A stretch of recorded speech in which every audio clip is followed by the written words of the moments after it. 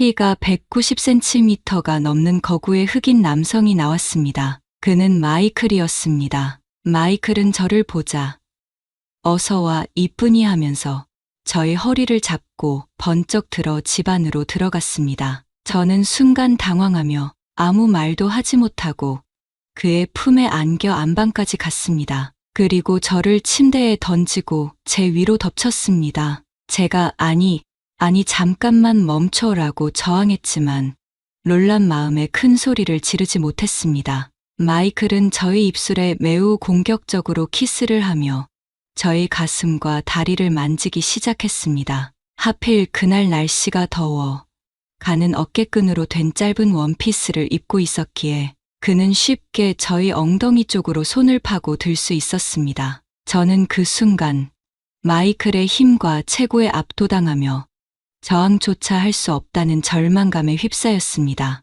그의 손길은 점점 거칠어졌고 저는 어찌할 바를 몰라 온몸이 얼어붙었습니다. 상황이 이렇게 되어버리니 마음속에서는 당혹감과 두려움이 몰려왔습니다. 안녕하세요.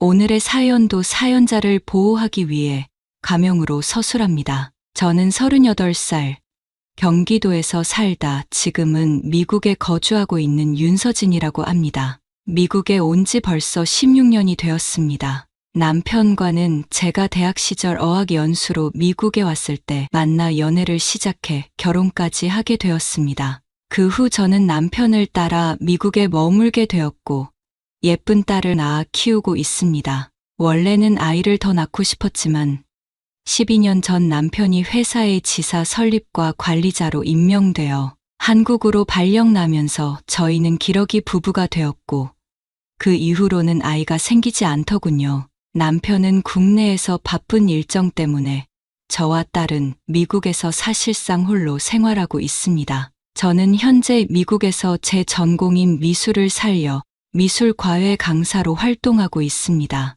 요즘 K-팝의 인기로 인해 한국인인 저희 강의도 예상치 못하게 인기가 많아졌습니다. 사실 K-팝과 미술 강의의 연관성은 저조차도 좀 어리둥절하지만 덕분에 수업이 활기를 띠고 있는 것은 확실합니다. 저는 매일 바쁘게 일하며 활기차게 지내고 있습니다. 남편이 경제적인 지원은 해주지만 그 이상으로 저에게 도움을 줄 수 없기 때문에 혼자 지내다 보니 때때로 공허함을 느낄 때가 많습니다. 원래 딸아이가 어릴 때는 아이를 키우는 재미와 고민들로 제 일상이 가득 채워졌지만 이제 딸 크리스탈이 사춘기에 접어들면서 우리 사이의 교류가 점점 줄어들고 있습니다. 15세가 된 딸은 키가 저보다 더 커 168cm나 되고 가슴과 엉덩이도 저와 비슷한 수준이 되었습니다. 특히 요즘 딸의 수상한 행동을 발견하면서 매우 걱정이 됩니다. 최근 딸이 학교에서 데이비드라는 흑인 남학생과 매우 친하게 지내는 것을 발견하고 저는 걱정이 많아졌습니다. 딸은 학교가 끝나면 데이비드와 함께 집에 오고 주말에는 함께 쇼핑을 나가며 매일 밤 몇 시간씩 통화를 하고 있습니다. 제가 옆에서 통화 내용을 듣는 걸 극도로 싫어하며 제가 물어보면 딸은 화를 냅니다. 저도 청소년기를 겪어온 사람으로서 딸의 마음을 이해합니다. 딸이 사랑에 빠진 것입니다. 조기 연애 자체도 부모에게는 큰 금기 사항인데 하물며 상대가 외국인, 그것도 흑인이라면 더더욱 그렇습니다. 제가 인종차별적인 생각을 가지고 있는 것은 아닙니다. 제가 미국에 있으면서 아시아인이란 이유로 종종 인종차별 당했기 때문에 인종차별은 질색입니다. 하지만 뉴스에서 흑인들이 폭력, 마약, 범죄와 관련된 사건으로 자주 언급되어 걱정이 되는 건 사실입니다. 물론 모든 흑인들이 그런 것은 아닙니다.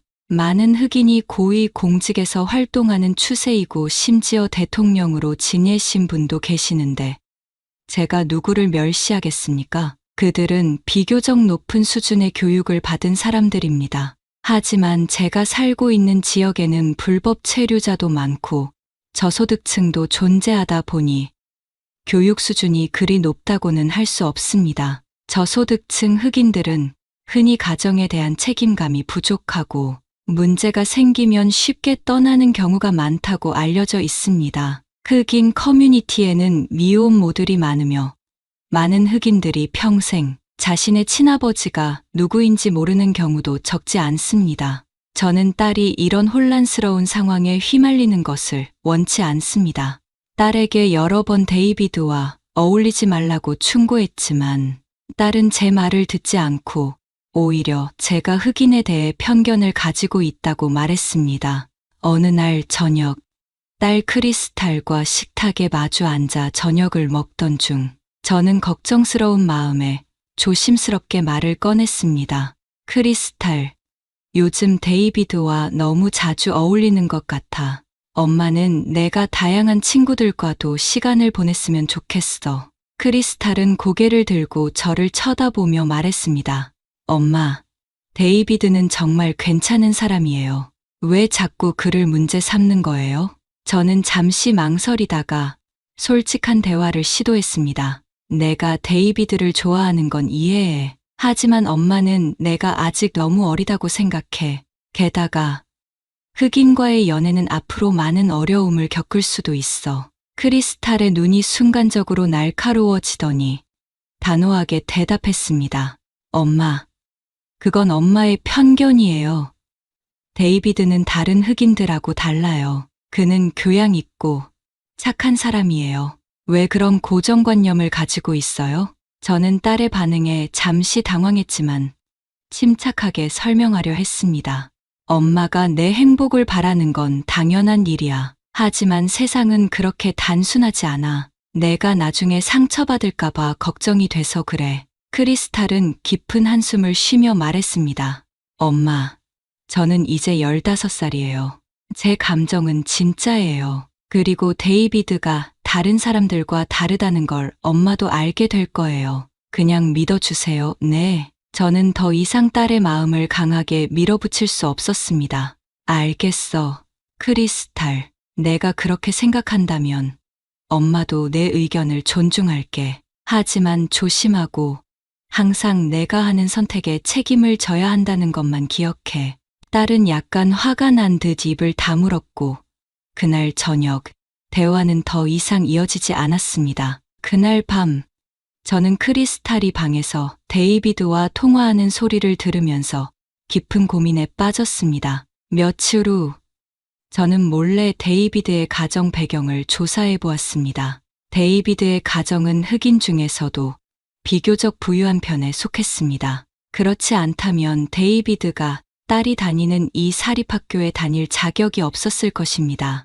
이 학교는 대부분 중산층 이상의 가정에서 온 학생들로 구성되어 있으며 주로 백인과 아시아계 유학생들이 많고 흑인과 라틴계 학생은 적습니다. 데이비드의 집안이 경제적으로 여유가 있는 이유는 그의 아버지 마이클 덕분입니다. 마이클은 미국에서 매우 인기 있는 미식 축구의 유명한 선수였으며 지금은 은퇴 후 우리 지역의 한 대학교에서 미식 축구 코치로 일하고 있습니다. 선수 시절 그는 많은 수입을 벌어들였고 지금은 이 지역의 부촌에 큰 주택을 소유하고 있습니다. 데이비드가 유명 축구 선수 마이클의 아들임에도 불구하고 저는 딸이 그와 교제하는 것을 여전히 원치 않았습니다. 그날 저녁 저는 다시 한번 딸과 진지한 대화를 나누기로 결심했습니다. 크리스탈이 학교에서 돌아온 후 저는 그녀를 불렀습니다. 크리스탈, 엄마랑 잠깐 이야기할 수 있을까? 크리스탈은 약간 피곤해 보였지만 저희 진지한 표정을 보고 조용히 앉았습니다. 무슨 일이에요, 엄마? 저는 잠시 머뭇거리다가 조심스럽게 말을 꺼냈습니다.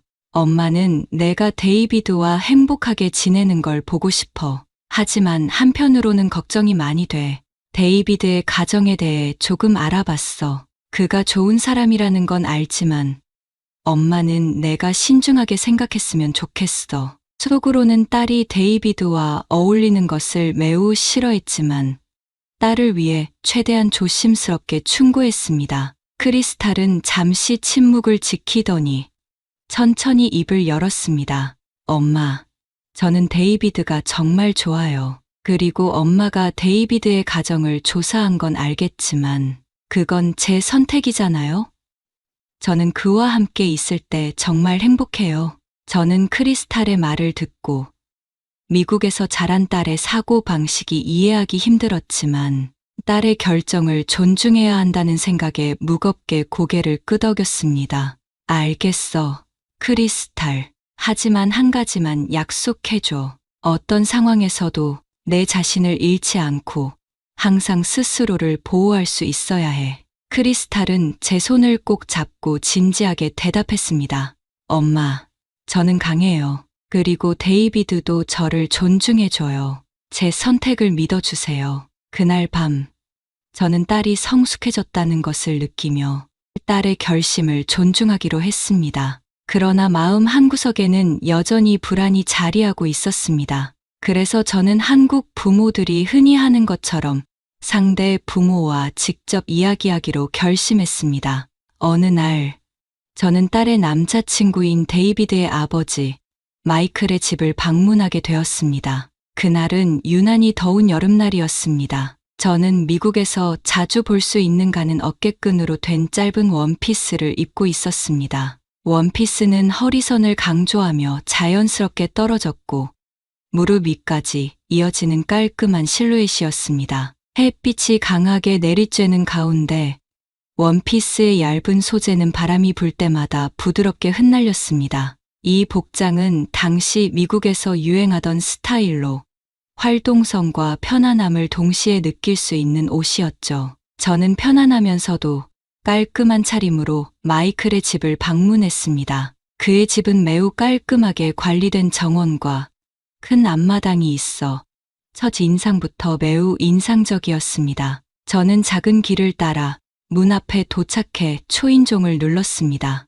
잠시 후 문이 열리더니 키가 190cm가 넘는 거구의 흑인 남성이 나왔습니다. 그는 마이클이었습니다. 마이클은 저를 보자 어서와 이쁘니 하면서 저의 허리를 잡고 번쩍 들어 집 안으로 들어갔습니다. 저는 순간 당황하며 아무 말도 하지 못하고 그의 품에 안겨 안방까지 갔습니다. 그리고 저를 침대에 던지고 제 위로 덮쳤습니다. 제가 아니 잠깐만 멈춰라고 저항했지만 놀란 마음에 큰 소리를 지르지 못했습니다. 마이클은 저의 입술에 매우 공격적으로 키스를 하며 저의 가슴과 다리를 만지기 시작했습니다. 하필 그날 날씨가 더워 가는 어깨끈으로 된 짧은 원피스를 입고 있었기에 그는 쉽게 저의 엉덩이 쪽으로 손을 파고 들 수 있었습니다. 저는 그 순간 마이클의 힘과 체구에 압도당하며 저항조차 할 수 없다는 절망감에 휩싸였습니다. 그의 손길은 점점 거칠어졌고 저는 어찌할 바를 몰라 온몸이 얼어붙었습니다. 상황이 이렇게 되어버리니 마음속에서는 당혹감과 두려움이 몰려왔습니다. 하지만 저에게는 하나의 확고한 다짐이 있었습니다. 모든 것이 끝나면 반드시 경찰에 신고해서 이 남자를 처벌하겠다고 마음먹었습니다. 그가 저에게 저지른 이 행위가 법의 심판을 받아야 한다고 생각했습니다. 저는 이 사건을 통해 딸에게 흑인 남자와의 관계가 얼마나 위험할 수 있는지를 보여주고 그녀가 데이비드와의 관계를 끊게 만들겠다고 결심했습니다.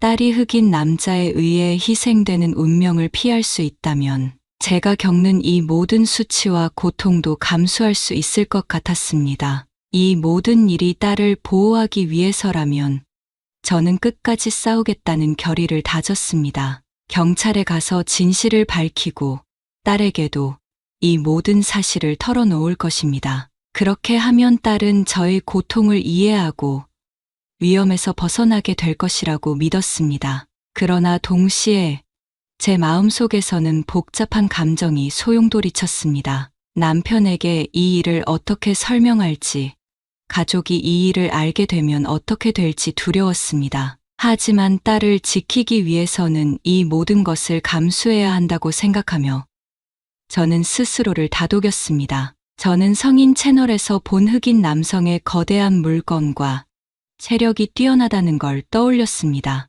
그래서 다시 저항하기 시작했습니다.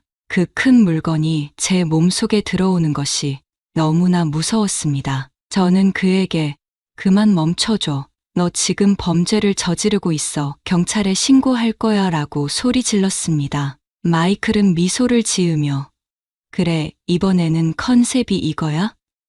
재미있네. 계속해라고 하며 시간을 끌지 않고 본격적으로 행동에 들어갔습니다. 더 이상 희망이 없다고 판단한 저는 마음을 굳게 다잡고 이제 곧 다가올 상황을 어쩔 수 없이 받아들일 준비를 했습니다. 그런데 바로 그 순간 마이클의 휴대폰이 울렸습니다. 마이클은 침대 옆에 놓인 휴대폰을 집어들고 통화 버튼을 눌렀습니다. 저는 그의 표정을 살피며 불안한 마음으로 지켜보고 있었습니다. 전화기 너머에서 들려오는 상대방의 목소리는 영어였지만 아시아인 특유의 억양이 느껴졌습니다. 상대방이 말했습니다. 마이클, 죄송합니다만 오늘 당신에게 보내드릴 예정이었던 베트남 여성은 이민당국에 의해 체포되었어요. 내일 다른 여성을 보내드릴게요. 베트남 여성 외에도 중국, 태국, 라오스, 필리핀, 인도네시아 출신의 다양한 여성을 준비하고 있어요. 저는 미국에서 오랫동안 거주하면서 여기에는 많은 불법 이민자들이 있다는 사실을 알고 있었습니다. 특히 라틴 아메리카, 아프리카, 그리고 아시아 출신의 사람들이 많습니다. 이들 중 일부는 레스토랑이나 부두 또는 시장에서 힘든 노동을 하거나 더 위험한 회색 산업에 종사하는 경우가 많습니다. 여성이 이런 상황에 처하게 되면 대부분 낮은 임금을 받거나 심지어 성산업에 종사하기도 합니다. 마이클은 전화를 끊고 저를 쳐다보며 잠시 멍하니 있었습니다. 그러다 갑자기 당황한 표정을 짓더니 물었습니다. 당신은 누구죠? 저는 마침내 자신을 소개할 기회를 얻었고 차분하게 말했습니다. 저는 당신 아들 데이비드의 친구 엄마예요. 오늘 우리 아이들 문제로 이야기하려고 왔어요. 마이클은 그제야 상황을 파악한 듯했습니다. 그는 순간 얼굴이 빨개지며 당황한 표정을 지었습니다. 정말 죄송합니다. 큰 오해가 있었군요. 제가 무례하게 굴었네요. 저는 깊은 한숨을 내쉬며 대답했습니다. 이해해요. 하지만 너무 갑작스러워 정말 놀라고 당황스럽긴 했네요. 이제 아이들에 대해 다시 이야기할 수 있을까요? 그는 서둘러 침대에서 일어나 바지를 입었습니다. 저도 얼굴이 붉어진 채 서둘러 옷을 입었지만 이미 속옷은 사라졌고 외출복만 걸치고 있었습니다. 다행히 큰 문제가 생기지는 않았지만 상황은 여전히 어색했습니다. 대화를 위해 우리는 침실에서 거실로 자리를 옮겼습니다. 그는 동양 여성들을 칭찬하며 그들이 작고 섬세해서 매우 매력적이라고 말했습니다. 저는 많은 서양 남성들이 동양 여성에게 특별한 취향을 가지고 있다는 것을 알고 있었습니다. 특히 K-팝의 인기로 인해 많은 서양 남성들이 한국 여성에게 호감을 가지고 있습니다. 마이클도 그런 취향을 가진 것 같았지만 저는 딸에게 저녁을 해줘야 한다는 생각에 동서양 여성의 차이에 대해 논할 마음의 여유가 없었습니다. 저는 마음을 다잡고 침착하게 본래의 목적을 이야기했습니다. 저는 딸 크리스탈과 데이비드의 관계가 너무 빠르게 진행되는 게 걱정돼요. 아직 어린 나이에 너무 깊은 관계로 발전하는 건 좋지 않다고 생각해요. 마이클은 웃으며 대답했습니다. 연애를 못하게 한다니 무슨 말이죠? 그게 왜 문제가 되죠? 제 어머니는 20대 초반에 결혼하고 아이를 낳았어요. 마이클은 어깨를 으쓱이며 저희 말을 대수롭지 않게 여겼습니다. 저는 그의 말을 듣고 화가 치밀어 올랐습니다. 이게 무슨 말도 안 되는 말씀이세요? 학교에 다니는 건 공부를 하기 위해서지 연애를 하기 위해서가 아니잖아요. 당신 아들이 어떻게 살든 상관 안 하지만 제 딸은 그냥 둘 수는 없어요. 저는 그들이 함께하는 것을 허락할 수 없어요. 저는 마이클에게 화를 내며 강하게 말했습니다. 그러나 마이클은 고개를 저으며 답했습니다. 우리는 아이들의 사생활을 간섭할 수 없어요. 그것은 인권을 침해하는 것이고 인간 본성에 반하는 일이에요. 그들도 사랑을 추구할 권리가 있어요. 당신도 마찬가지예요.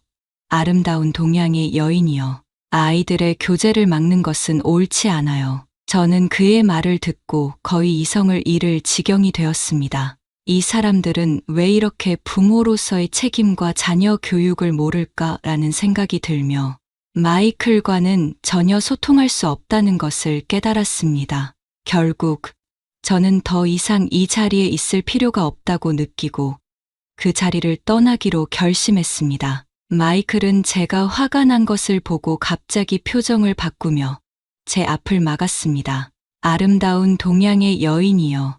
너무 화내지 마세요. 당신이 화내면 저도 마음이 아프답니다. 자, 이렇게 합시다. 당신의 말을 존중해서 제가 데이비드에게 주의를 주도록 하죠. 마이클의 말은 그나마 상황을 수습하려는 시도로 들렸습니다. 집으로 돌아온 후 저는 남편에게 전화를 걸어 상황을 설명했습니다. 하지만 남편은 이미 화가 나 있었습니다. 서진아, 내가 딸 잘 챙기라고 했는데 그런 기본적인 것도 해결 못하니?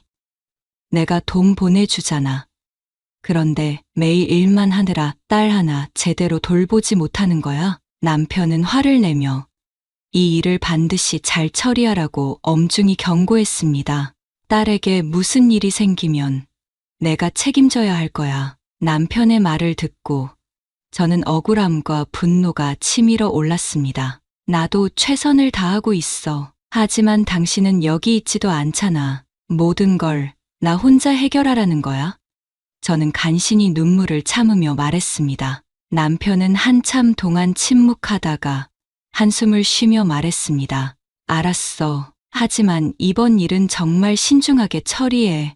딸에게 무슨 일이 생기면 난 너를 용서할 수 없을 거야. 그렇게 말을 남기고 남편은 전화를 끊었습니다. 저는 침대에 엎드려 억울한 마음에 눈물을 흘렸습니다. 외로움과 압박 속에서 혼자 모든 것을 감당해야 한다는 현실이 너무나도 무겁게 느껴졌습니다. 많은 남성들은 아이를 키우는 일이 세상에서 가장 쉬운 일이라고 생각하지만 실제로 여성들은 큰 압박을 받고 있습니다. 특히 저처럼 일과 가사 일을 동시에 해야 하고 아이를 돌보며 남편의 기쁨까지 챙겨야 하는 것은 결코 쉬운 일이 아닙니다. 저처럼 딸과 함께 해외에서 단둘이 생활하는 경우 고생과 억울함은 더 많습니다. 그럼에도 불구하고 남편이 이를 이해하지 못하니 저는 더욱 힘들었습니다. 한 여자로서 위로받고 싶었고 그렇게 슬픔에 잠겨 잠이 들었습니다. 그날 밤 저는 이상한 꿈을 꿨습니다. 낮에 겪었던 일 때문일 것입니다. 꿈속에서 저는 마이클을 보았고 그가 저를 강하게 누르는 장면을 상상했습니다. 전화로 중단된 그 일이 끝나지 않은 채로 이어졌습니다. 그 꿈속에서 그는 매우 강렬하고 지치지 않는 모습이었고 저는 그 상황에 당황스러워했지만 꿈은 계속되었고 점점 더 이상한 방식으로 저를 자극했습니다. 아마도 그 꿈은 억눌린 욕망을 해소하는 동시에 남편의 냉정함에 대한 복수처럼 느껴졌을 것입니다. 어차피 꿈일 뿐이니 아무런 책임 없이 마음껏 즐길 수 있는 기회처럼 느껴졌습니다. 다음 날 아침, 잠에서 깨어났을 때 침대 시트는 구겨져 있었고 제 몸에 걸친 옷은 축축하게 젖어 있었습니다. 저는 마치 도둑처럼 몰래 속옷을 챙겨 화장실로 들어가 세탁했습니다. 그 순간 딸이 잠에서 깨고 졸린 눈으로 화장실에 들어와 이를 닦기 시작했습니다. 저는 당황해서 서둘러 그 세탁물을 숨겼습니다. 엄마, 어젯밤에 누군가랑 싸웠어. 딸이 물었습니다. 저는 잠시 당황했지만 침착하게 대답했습니다. 아니, 그런 일 없었어. 너 말고 나를 화나게 할 사람도 없잖아. 딸은 의아한 표정으로 계속해서 물었습니다. 그런데 어젯밤에 엄마 방에서 큰 소리가 들렸어. 널 죽일 거야 라고 말하는 것 같았는데 저는 순간 얼굴이 붉어졌지만 속으로는 안도했습니다. 딸이 어른들의 세계를 아직 이해하지 못하고 있다는 사실에 안심이 되었습니다. 그 말은 딸이 아직 데이비드와의 관계에서 잘못된 길로 빠지지 않았다는 것을 의미했습니다. 그날 저는 딸과 데이비드 사이의 문제를 빨리 해결해야겠다고 결심했습니다.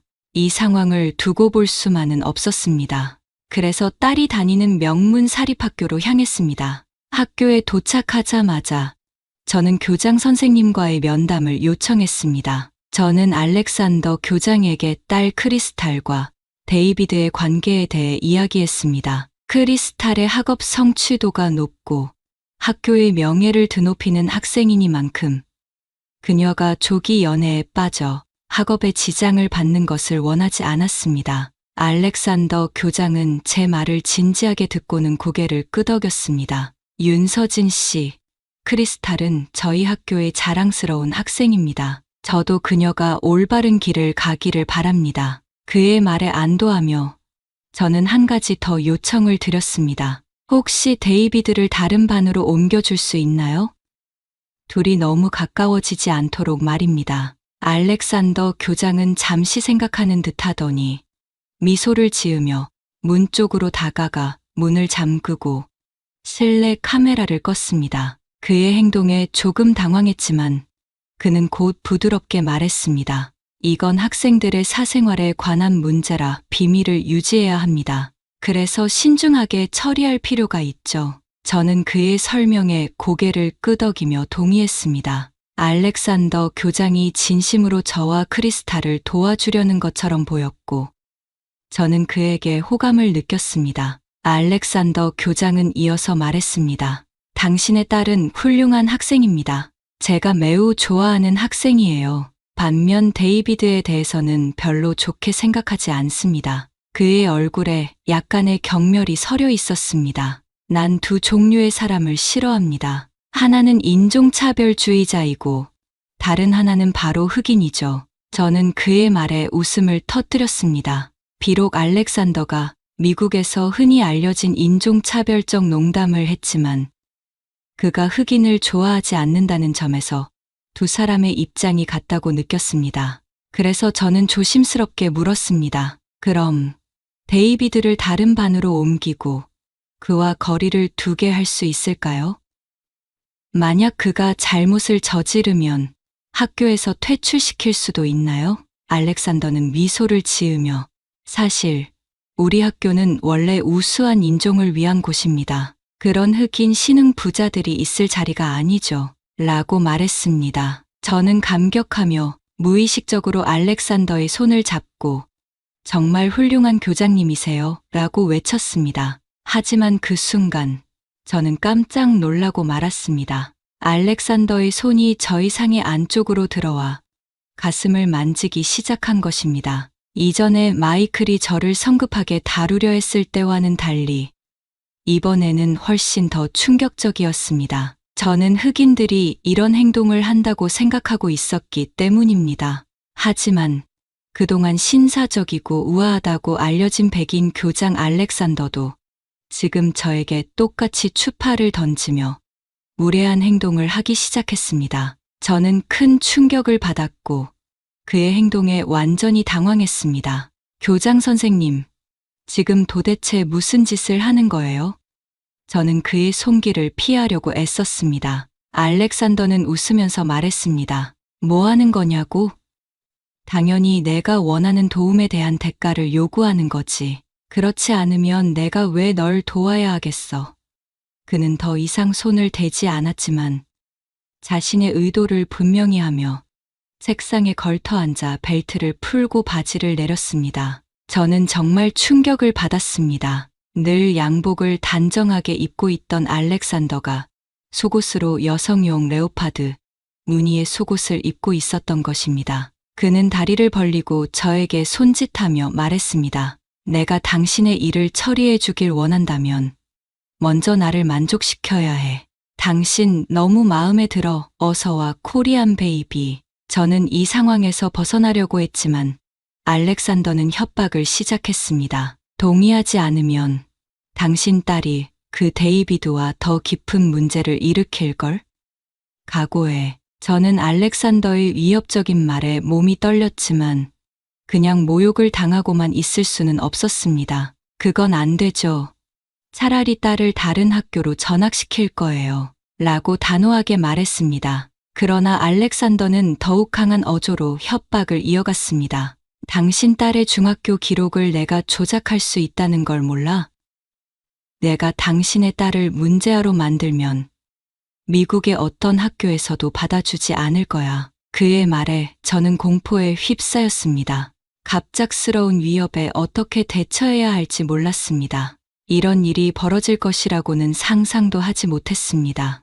딸의 앞날이 걸린 문제라 어쩔 수 없이 저는 알렉산더의 요구에 굴복할 수밖에 없다는 생각이 들었습니다. 그러나 속에서는 분노와 혐오감이 끌어올랐습니다. 저는 알렉산더의 앞에 천천히 다가가면서도 마음속으로는 이 상황에서 벗어날 방법을 찾으려 애썼습니다. 그 순간 문이 갑자기 쾅 하고 열리더니 키가 거의 2미터에 달하는 건장한 흑인 남성이 성큼 들어왔습니다. 그 사람은 마이클이었고 그는 한순간의 망설임도 없이 알렉산더를 향해 주먹을 날렸습니다. 마이클은 은퇴한 미식축구 선수로 별명이 킹콩일 정도로 매우 강력한 남자였습니다. 그의 주먹을 받은 알렉산더는 그 힘을 감당할 수 없었고 저는 바로 옆에서 그의 피가 튀고 뼈가 부러지는 소리를 들을 수 있었습니다. 알렉산더의 얼굴은 이미 심하게 부어올라 있었고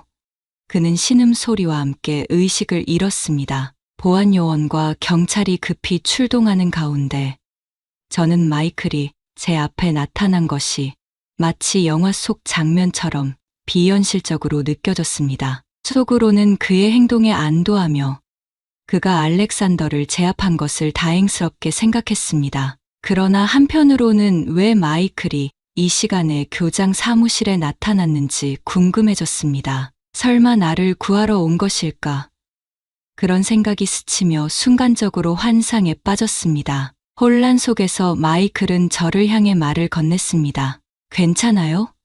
많이 놀랐겠군요. 그의 목소리는 깊고 안정적이었으며 그의 눈에는 걱정과 분노가 뒤섞인 감정이 담겨 있었습니다. 저는 아직 상황을 완전히 이해하지 못한 채로 대답했습니다. 네, 괜찮아요. 그런데 어떻게 이곳에 오신 거죠? 마이클은 잠시 망설이다가 말을 꺼냈습니다. 알렉산더가 저지른 일이 인터넷에 퍼진 걸 알게 되었어요. 그가 흑인 학생들과 그들의 가족들을 모욕하는 발언을 했다는 소식을 듣고 바로 이곳에 왔습니다. 당신이 여기에 있을 줄은 몰랐지만 다행히도 제때 도착한 것 같군요. 저는 그의 설명을 들으며 조금씩 상황을 이해하게 되었습니다. 그렇군요. 당신 덕분에 정말 큰일 날 뻔한 상황을 피할 수 있었어요. 감사합니다. 마이클. 그는 고개를 끄덕이며 미소를 지었습니다. 이 학교에서 불공정한 일이 벌어지는 것을 가만히 두고 볼 순 없죠. 그 후로 경찰이 마이클을 체포하기 위해 다가왔지만 저는 강력하게 항의했습니다. 이 사람은 저를 도와주러 왔어요. 알렉산더가 먼저 잘못한 겁니다.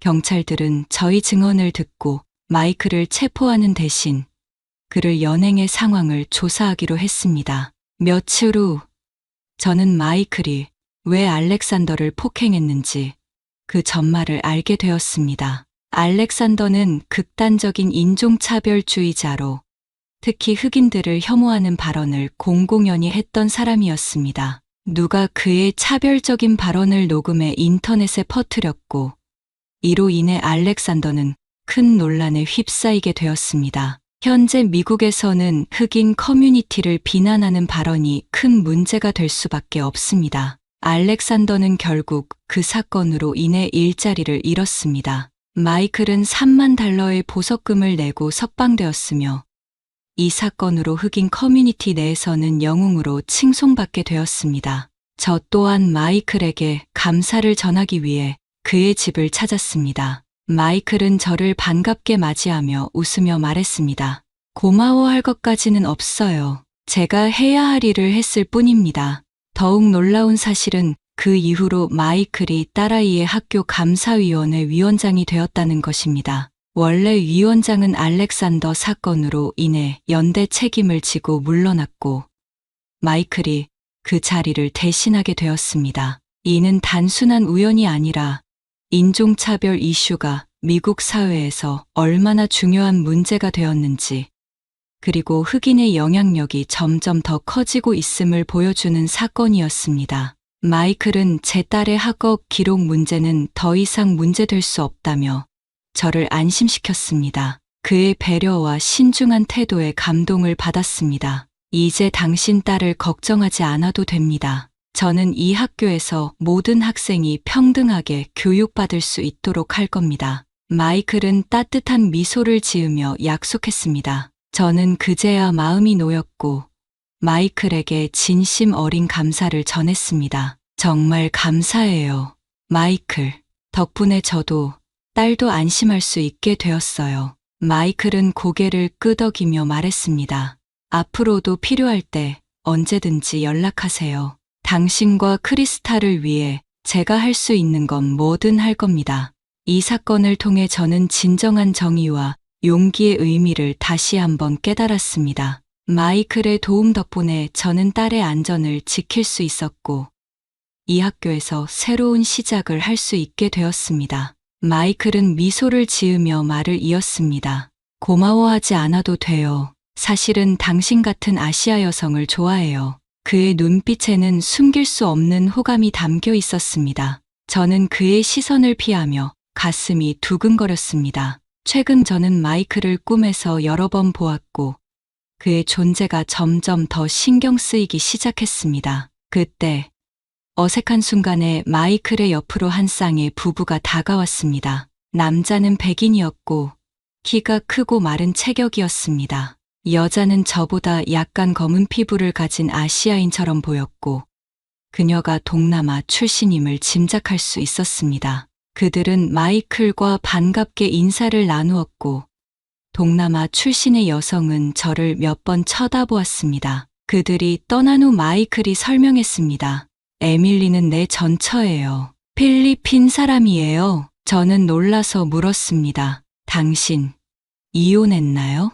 마이클은 고개를 끄덕이며 말했습니다. 네, 몇 년 전에요. 그녀와는 여러 가지 이유로 헤어졌어요. 지금은 각자 다른 길을 걷고 있지만 여전히 친구로 지내고 있어요. 저는 의아한 표정으로 다시 물었습니다. 그렇군요. 그래서 지금까지 당신 아내를 본 적이 없었던 거군요. 마이클은 미소를 지으며 답했습니다. 네. 아마 그래서 제가 혼자 사는 모습만 봤을 거예요. 혼자 사는 게 익숙해졌지만 외로움을 느끼지 않는 건 아니죠. 그의 말을 듣고 저는 그가 왜 집으로 여성을 부르는지 이해하게 되었습니다. 그렇죠. 혼자 살면 외롭죠. 제가 말했습니다. 마이클은 조용히 고개를 끄덕였습니다. 맞아요. 하지만 이제는 조금 다른 삶을 생각해 볼 때가 온 것 같아요.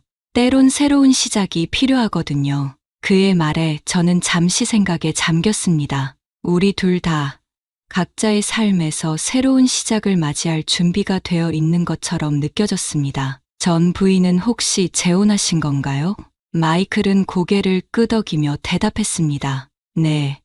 방금 그 백인 남자가 우리가 이혼할 때 변호사였는데 이제는 내 전처의 남편이 되었어요. 저는 어이가 없어 말문이 막혔습니다. 여름 방학이 다가오자 마이클은 저에게 애들과 함께 여행을 떠나자고 제안했습니다. 처음엔 망설였지만 딸과 데이비드의 관계가 아직 깊지 않다는 것을 확인했기 때문에 동의했습니다. 또한 그때 저는 너무나 외로웠습니다. 남편은 벌써 반달 가까이 연락이 없었고 저희 마음은 혼란스러웠습니다. 사실 저는 이미 남편의 상황을 알고 있었습니다. 얼마 전 한국에 있는 친구로부터 갑작스러운 메시지를 받았기 때문입니다. 서진아, 지금 뭐 하고 있어? 아직 미국이야? 나 지금 병원에서 누굴 봤는데 내 남편 같아. 한 여자랑 손잡고 있는데 그 여자가 임신한 것 같아. 어떻게 된 거야? 너 이혼했어? 이 메시지를 읽고 저는 충격을 받았습니다. 믿기지 않았지만 사실이었습니다. 남편이 일을 핑계로 미국에 자주 오진 않았지만 전혀 의심하지 않고 있었습니다. 저는 남동생에게 남편을 조사해 달라고 부탁하였습니다. 이런 상황에서 우울하고 답답한 마음을 풀기 위해 마이클의 제안을 받아들이기로 했습니다. 우리는 마이클의 캠핑카를 타고 라스베이거스로 향했습니다. 한국에서라면 아이를 도박장과 유흥으로 유명한 곳으로 데리고 가지 않겠지만 미국에서는 도박과 유흥 외에 가족 친화적인 활동도 많이 할 수 있다는 이유로 여기로 가족여행을 가는 건 일상적이었습니다. 저도 현지인의 사고방식을 따르기로 했습니다. 예상 밖으로 이번 여행은 우리에게 큰 즐거움이 되었습니다. 여행 중 저는 더 놀라운 사실을 알게 되었습니다. 딸과 데이비드는 가까운 친구였지만 연인은 아니었습니다. 데이비드는 반의 다른 백인 여학생을 좋아하고 있었고 딸은 이 사실을 알고도 친구의 비밀을 지키기 위해 말하지 않았던 것이었습니다. 이 사실을 알게 된 저는 안도했지만 마음 한구석에서는 왜 딸이 데이비드와 연애를 하지 않는지 궁금해지기도 했습니다. 마이클은 아들이 반의 다른 여학생을 좋아한다는 이야기를 듣고 아들을 비난하지 않고 오히려 그의 감정을 존중했습니다. 딸은 저에게 보세요. 데이비드의 부모님은 얼마나 개방적이신지라며 불만을 토로했습니다. 딸의 연애에 대한 걱정은 사라졌지만 제 마음은 여전히 복잡했습니다. 그날 저녁 우리는 캠핑카에서 바비큐와 또띠아를 만들어 먹으며 즐거운 시간을 보냈습니다. 마이클은 매우 자상하고 매력적인 남자였습니다. 캠핑카에서 며칠 밤을 보낸 후 우리는 작은 자동차 모텔에서 머물게 되었습니다. 그러나 모텔의 방음 상태가 좋지 않아 저는 마이클의 코 고는 소리를 들으며 잠을 이루지 못했습니다. 점점 더 외로움을 느낀 저는 조용히 밖으로 나갔습니다. 마당에 주차된 캠핑카로 올라가 혼자만의 시간을 가지며 담배를 피웠습니다. 고국으로 돌아가고 싶다는 생각이 들었습니다. 이곳에서의 삶은 너무나 외롭고 고달팠습니다. 바로 그때 갑자기 캠핑카 문이 열리더니 마이클이 들어왔습니다. 그는 아무 말 없이 저를 끌어안고 망설임 없이 키스를 하기 시작했습니다. 저는 잠시 망설였지만 곧 마이클의 키스에 열렬히 반응했습니다. 그 순간 저는 남성의 위로가 절실히 필요했습니다. 마이클은 더욱 열정적으로 다가왔고 제 바지를 벗기려 했습니다. 그러나 저는 그의 손을 잡고 말했습니다. 이러면 안 돼요. 저는 남편이 있는 사람이에요. 비록 마음속에서는 일탈을 원했지만 저는 더 이상 깊이 빠져들지 않으려고 노력했습니다. 제가 완전히 무너질까 두려웠습니다. 마이클은 실망한 표정을 지었지만 저의 결정을 존중하며 캠핑카에서 내려갔습니다. 저는 캠핑카 바닥에 주저앉아 눈물을 흘렸습니다. 저는 평범한 여성이며 부도덕한 선택을 하고 싶지 않다는 생각이 들었습니다. 그러나 동시에 평범한 여성으로서의 삶을 원하는 것이 과연 잘못된 것인지 고민하게 되었습니다. 다음 날 오전 우리는 라스베이거스에 도착했습니다. 전날 밤의 일 때문에 마이클과 눈을 마주치기가 어려웠지만 그는 여전히 따뜻하고 친절하게 대해주었습니다. 저는 스스로가 왜 그렇게 흔들렸는지 반성했지만 마음 한구석에서는 마이클에 대한 감정이 남아 있었습니다. 이 여행이 끝나면 어떻게 해야 할지 생각이 복잡해졌습니다. 라스베이거스가 주로 성인들을 위한 오락과 카지노로 유명하지만 가족 단위로 즐길 수 있는 다양한 활동과 명소들이 있습니다. 우리는 처음에 어드벤처돔으로 향했습니다. 롤러코스터와 실내 놀이기구를 즐기며 하루를 보낸 아이들은 신나게 웃음을 터뜨렸습니다. 점심으로는 호텔 근처의 뷔페에서 다양한 음식을 맛보았습니다. 오후에는 마담 투소를 방문해 밀랍 인형들과 사진을 찍으며 즐거운 시간을 보냈습니다. 저녁에는 벨라지오 분수쇼를 보러 갔고 음악에 맞춰 춤추는 물줄기에 모두가 감탄했습니다. 그날 밤 저는 호텔 방으로 돌아와 잠시 혼자만의 시간을 가졌습니다. 그때 남동생 민호에게서 여러 장의 사진과 문자 메시지가 도착했습니다. 저는 그 사진을 보고 충격을 받았습니다. 사진 속에는 한 남자가 임산부를 조심스럽게 부축해 걸어가는 모습이 담겨 있었습니다. 그 남자는 다름 아닌 제 남편이었고, 여자는 그의 부하 직원이었습니다. 저는 그녀를 기억하고 있었습니다. 미국에서 파티를 열었을 때 그 여자도 참석한 적이 있었습니다. 사진 속 그녀는 자랑스럽게 배를 내밀고 있었고, 남편은 그녀를 따뜻하게 챙기고 있었습니다. 저는 모든 상황을 깨달았습니다. 남편이 바빴던 이유는 사업 때문이 아니라 다른 여자를 만나느라 바빴던 것입니다. 그는 저와 딸을 미국에 남겨두고 자신은 한국에서 불륜을 저지르며 그녀를 임신시킨 것입니다. 그 순간 민호의 전화가 걸려왔습니다. 그의 목소리는 분노로 떨리고 있었습니다. 누나, 확실해. 매형, 아니 그 자식, 바람피고 있어. 지금 그 여자랑 서울의 한 아파트에 살고 있어. 내가 알아본 결과 매형이 그 여자한테 아파트까지 사줬대. 누나, 이것들 그냥 두면 안 돼. 내가 사람들 불러서 혼쭐을 내줄까? 저는 동생의 말을 듣고 가슴이 철렁 내려앉았지만 동시에 침착해야 한다는 생각이 들었습니다. 동생의 충동적인 행동이 상황을 더 악화시킬 수 있다는 것을 알았기 때문에 최대한 냉정하게 말했습니다. 민호야, 그렇게 하지 마.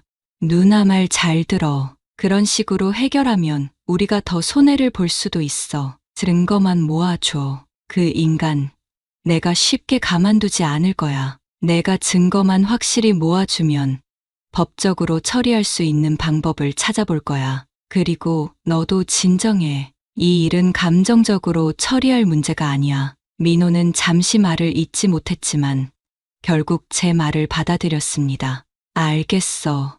누나, 내가 증거는 더 철저히 모아볼게. 하지만 너무 참지 마. 누나도 힘들잖아. 전화를 끊고 나서 저는 한동안 혼란스러웠습니다. 남편이 저를 배신했다는 사실에 분노가 끌어올랐지만 동시에 차분하게 앞으로의 일을 계획해야 한다고 생각했습니다. 제가 결혼 생활에서 지켜야 할 것이 무엇인지, 그리고 앞으로 어떻게 살아가야 할지 깊이 고민하게 되었습니다. 그날 밤, 저는 잠이 오지 않았습니다.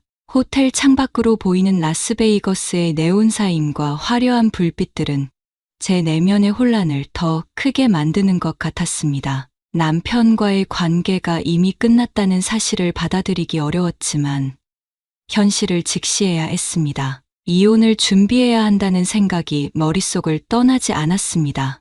다음 날 아침, 저는 마이클과 마주쳤습니다. 마음속에 복잡한 감정들이 교차했지만 마이클에게는 아직 이 상황을 말할 수 없었습니다. 마이클은 여행 계획에 대해 이야기하며 말했습니다. 오늘은 조금 더 여유롭게 시간을 보낼 수 있을 것 같아요. 애들도 어제 많이 피곤했을 테니까 오전에는 호텔 수영장에서 시간을 보내고 오후에 쇼핑을 하러 가는 게 어때요? 저는 그 제안에 동의하며 최대한 평정심을 유지하려고 노력했습니다. 네, 좋아요. 크리스탈도 분명히 즐거워할 거예요. 그날의 일정은 차분하게 흘러갔습니다. 애들은 수영장에서 신나게 놀았고 마이클과 저는 그들을 지켜보며 대화를 나눴습니다. 그러나 제 머릿속에는 여전히 어제의 사진들이 떠올랐고 남편에 대한 배신감이 가시지 않았습니다. 쇼핑을 마친 후 우리는 다시 호텔로 돌아왔습니다. 마이클은 저에게 따로 할 말이 있다며 저를 호텔 바에 초대했습니다. 저는 그의 제안을 받아들였지만 그와의 대화가 부담스럽게 느껴졌습니다. 마이클은 조용히 제게 물었습니다. 서진 씨, 무슨 고민이 있나요? 조금 달라진 것 같아서요. 저는 잠시 머뭇거리다가 결국 마음속에 있던 말을 꺼냈습니다. 사실 어제 한국에 있는 제 동생이 저에게 남편에 대한 충격적인 소식을 전해줬어요. 남편이 한국에서 다른 여자와 바람을 피우고 있다는 걸 알게 되었어요. 그리고 그 여자는 지금 임신 중이에요. 마이클은 놀란 표정으로 저를 바라보았습니다. 서진 씨, 많이 힘드셨죠? 이제 어떻게 할 건가요? 이혼을 생각하고 있나요? 저는 고개를 끄덕이며 말했습니다. 네. 이제는 이혼을 준비해야 할 것 같아요. 더 이상 이 관계를 유지할 수 없다는 걸 깨달았어요. 마이클은 저희 손을 따뜻하게 잡으며 말했습니다. 서진 씨, 당신을 응원해요. 필요한 게 있다면 언제든지 말해주세요. 그리고 당신이 어떤 결정을 하든 저는 항상 당신의 편에 있을 겁니다. 저는 그의 말에 감동을 받았고 동시에 마음이 조금은 편안해졌습니다. 고마워요, 마이클. 당신의 말이 큰 힘이 되네요. 앞으로의 일은 천천히 정리해 나가야겠지만 이제는 조금 더 용기를 낼 수 있을 것 같아요. 그날 밤, 저는 오랜만에 마음의 짐을 덜고 조금이나마 편안하게 잠들 수 있었습니다. 앞으로의 길이 험난할 것이라는 걸 알고 있었지만 이제는 혼자가 아니라는 사실이 큰 위로가 되었습니다. 우리는 라스베이거스에서의 여행을 마치고 일상으로 돌아왔습니다. 라스베이거스에서의 시간을 통해 저는 그동안 억눌려왔던 감정들과 불안정한 마음을 조금은 다스릴 수 있었지만 남편의 배신이라는 현실은 여전히 제 마음을 무겁게 짓눌렀습니다. 딸 크리스탈도 그 변화를 느꼈는지 점점 더 눈치를 채고 지속적으로 저에게 물어보았습니다. 처음에는 크리스탈이 상처받을까봐 얘기하지 않으려 했지만 어느 날 그녀가 조심스럽게 말을 꺼냈습니다. 엄마, 아빠 딴 여자 생긴 거죠? 나 속이지 마요. 요즘 아빠가 나랑도 연락 잘 안 하고 미국으로 돌아오지 않는 거 보면 딱이야. 그리고 엄마가 삼촌이랑 통화하는 것도 들었어요. 크리스탈의 목소리는 차분했지만 그 속에 숨겨진 걱정이 느껴졌습니다. 저는 그 말을 듣고 참아왔던 눈물이 터져 나왔습니다. 크리스탈, 너도 눈치챘구나. 사실 엄마도 많이 힘들었어. 이제는 우리가 서로 의지하면서 잘 이겨내야 해. 너는 엄마에게 큰 힘이야. 크리스탈은 제 손을 꼭 잡고 말했습니다.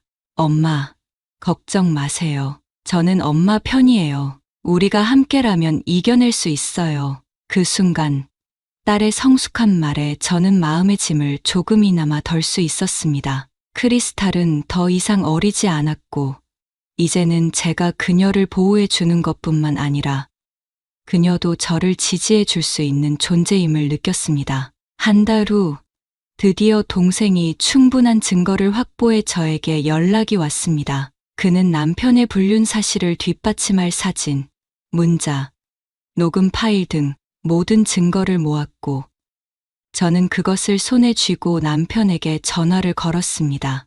우리 할 얘기가 있지.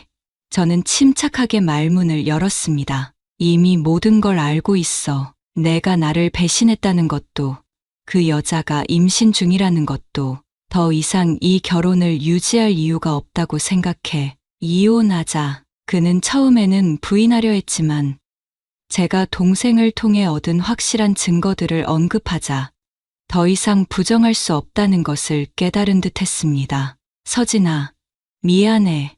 남편은 마침내 낮은 목소리로 사과했습니다. 모든 게 내 잘못이야. 나도 어쩌다 이렇게 된 건지.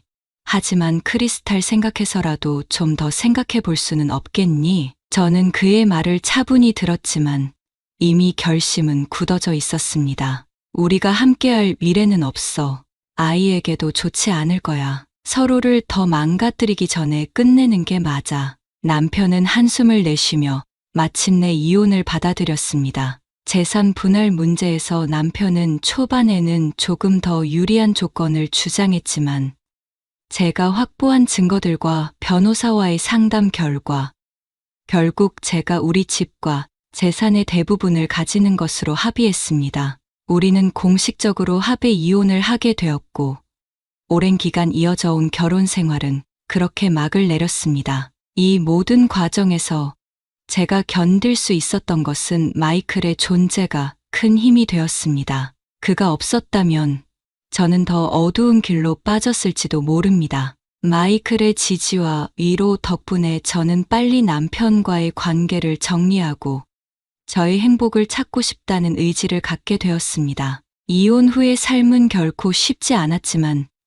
저는 새로운 시작을 향해 한 걸음씩 나아가기 시작했습니다. 이제는 저 자신을 위한 삶을 살아가기로 결심했습니다. 마이클은 저의 이혼 과정에서 진심으로 저를 지지해 주었고, 덕분에 우리는 자연스럽게 더 가까워졌습니다. 그는 항상 저를 이해하고 제가 필요할 때마다 옆에 있어 주었습니다. 이런 그의 모습에 저는 점점 더 많은 감정을 느끼기 시작했습니다. 그의 따뜻함과 헌신은 저에게 큰 위안이 되었고, 우리는 함께 새로운 인생을 시작할 준비를 하게 되었습니다. 이혼이 확정된 그날 밤, 저는 아주 특별한 결심을 했습니다. 처음 마이클을 만났을 때 입었던 가는 어깨끈 원피스를 입고 그의 집 초인종을 눌렀습니다. 그 원피스는 마이클에게 많은 추억을 떠올리게 했습니다. 마이클은 문을 열자마자 놀란 표정을 지었지만 곧 미소를 지으며 저를 집 안으로 들였습니다. 서진 씨, 오늘 무슨 날이야? 마이클이 웃으며 물었습니다. 저는 그의 말에 답하지 않고 바로 그의 품에 안겼습니다. 그 순간 모든 억눌렸던 감정이 폭발하듯이 쏟아져 나왔습니다. 마이클, 이제 나도 자유야. 그동안 참아왔던 모든 것들을 오늘 다 풀어내고 싶어. 마이클은 그런 저를 다정하게 안아주었고, 우리는 그날 밤 뜨겁게 서로를 탐닉했습니다. 그동안 쌓여왔던 모든 불행과 고통이 마치 눈 녹듯 사라졌습니다. 우리는 짐승처럼 서로를 끌어안고 오랜 시간 동안 깊은 열정을 나누었습니다. 저는 그동안의 억압된 감정을 마음껏 소리내어 표출하며 이 순간을 즐겼습니다. 그날 이후 저는 마이클과 함께 동거를 시작했습니다. 우리는 매일 함께 시간을 보내며 서로의 존재에 점점 더 깊이 빠져들었습니다. 마이클은 저를 위해 모든 것을 해주려 했고, 저는 그런 그의 사랑에 점점 더 의지하게 되었습니다. 2달 후, 저는 마이클의 아이를 임신하게 되었습니다. 이 소식을 전하자 딸 크리스탈도 저에게 진심으로 축하를 해주었습니다. 그녀는 저의 행복을 누구보다도 기뻐했습니다. 그리고 저는 임신 소식을 알게 된 이틀 뒤, 마이클과 함께 작은 성당에서 결혼식을 올리기로 했습니다. 미국에서는 이러한 결혼식이 자유롭게 허용되었고, 저는 그 점이 너무나도 좋았습니다. 결혼식 날, 마이클과 저는 아주 가까운 친지만 초대했습니다. 딸 크리스탈이 들러리를 섰고, 성당 안에는 우리의 새로운 시작을 축복하는 따뜻한 분위기가 가득했습니다. 마이클은 결혼 서약을 하며 저희 손을 꼭 잡았습니다. 서진아, 사랑해. 이제부터 우리는 하나야. 우리 이 아이를 함께 키우며 평생 행복하게 지내자. 저는 눈물을 흘리며 대답했습니다. 나도 당신을 사랑해, 마이클. 이제 우리는 진정한 가족이야. 그날, 우리의 결혼식은 작지만 아름다웠고, 무엇보다 진실된 사랑이 가득했습니다. 우리는 서로의 손을 꼭 잡고, 앞으로의 인생을 함께할 것을 약속했습니다. 그 후로 우리의 삶은 더할 나위 없이 행복했습니다. 마이클은 제 곁에서 늘 지지해 주었고, 저는 그와 함께하는 매일이 새로운 기쁨으로 가득 찼습니다. 우리의 사랑은 점점 더 깊어졌고, 저는 마이클과 함께 새로운 인생을 시작할 수 있어 감사했습니다. 우리의 결혼은 미국에서의 삶에 새로운 의미를 더해 주었고, 우리는 함께 더 나은 내일을 꿈꾸며 행복한 가정을 이루어가고 있습니다. 오늘의 사연은 여기까지입니다. 구독, 좋아요, 알림 설정하시면 더 많은 사연을 보실 수 있습니다. 감사합니다.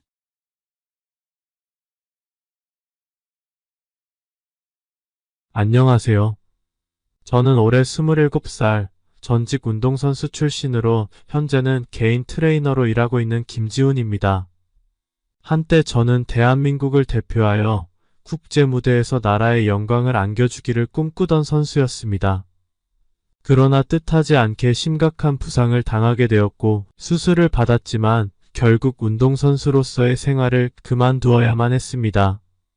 부상으로 인해 은퇴하게 된 이후 한동안 심각한 우울증에 시달리며 힘든 시간을 보냈습니다.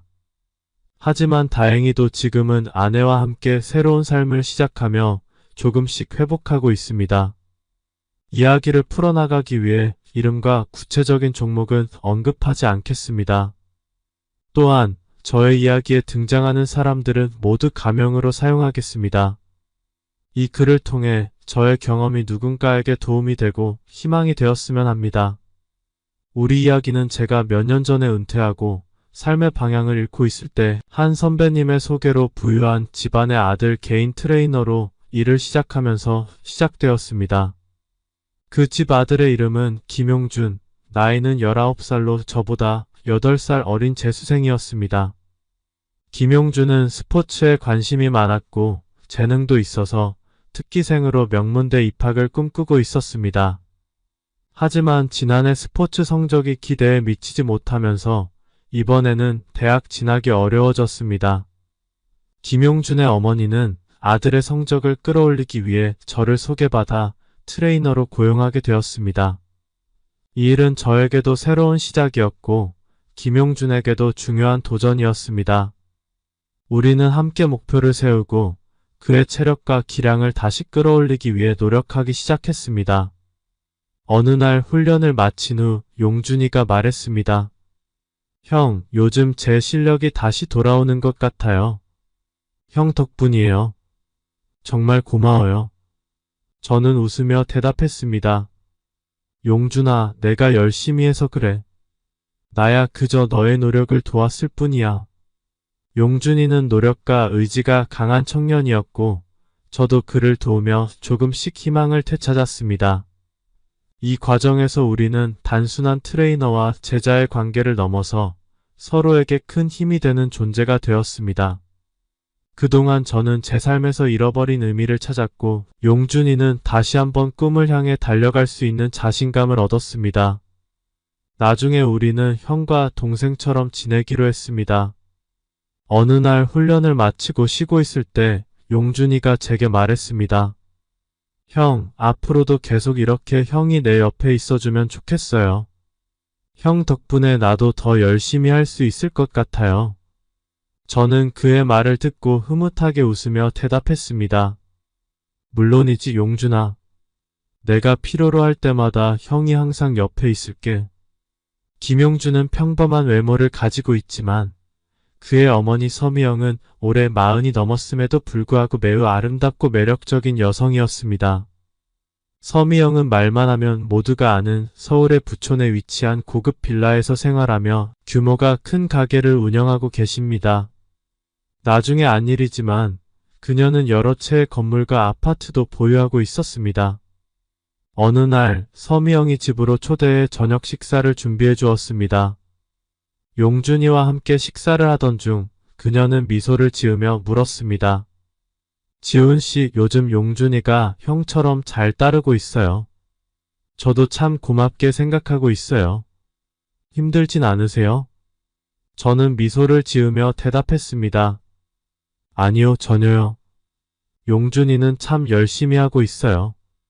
그 녀석이 열정적으로 따라와줘서 저도 기쁩니다. 서미영의 피부는 매우 잘 관리되어 있어 마치 20대 후반처럼 보였습니다. 부유한 집안 덕분에 피부 관리와 성형수술을 했는지 그녀의 얼굴과 목에는 찹티 하나, 주름 하나 없이 매끄럽고 빛났습니다. 그녀는 에어로빅을 꾸준히 하여 몸매도 매우 탄탄하고 균형 잡힌 모습이었습니다. 특히 제가 용준이에게 훈련을 할 때 서미영의 존재는 자주 저의 시선을 끌었습니다. 그녀는 늘 옆에서 용준이의 훈련을 지켜보곤 했는데 특히 더운 날씨에는 시원하게 입은 옷차림이 눈에 띄었습니다. 어느 날 그녀가 가볍게 웃으며 말했습니다. 지훈 씨, 날씨가 많이 덥죠? 운동하느라 힘들 텐데 저도 좀 신경 써야겠네요. 저는 부끄러워하며 대답했습니다. 아닙니다, 사모님. 오히려 이렇게 함께 해주셔서 용준이에게도 큰 힘이 됩니다. 서미영은 깔끔하고 세련된 스타일을 고수하며 몸에 꼭 맞는 슬리브리스 원피스를 자주 입었는데 이 옷은 그녀의 곡선미를 더욱 돋보이게 했습니다. 그녀의 피부는 햇빛 아래에서 빛났고 발목까지 내려오는 롱 스커트는 걸을 때마다 살짝 흔들리며 우아한 분위기를 자아냈습니다. 가끔 그녀가 미소를 지을 때면 그 미소는 주변을 환하게 밝히는 듯한 느낌을 주었습니다. 어느 날 훈련을 마친 후 서미영이 저에게 차 한 잔을 내어주며 말했습니다. 지훈 씨, 요즘 용준이가 참 밝아졌어요.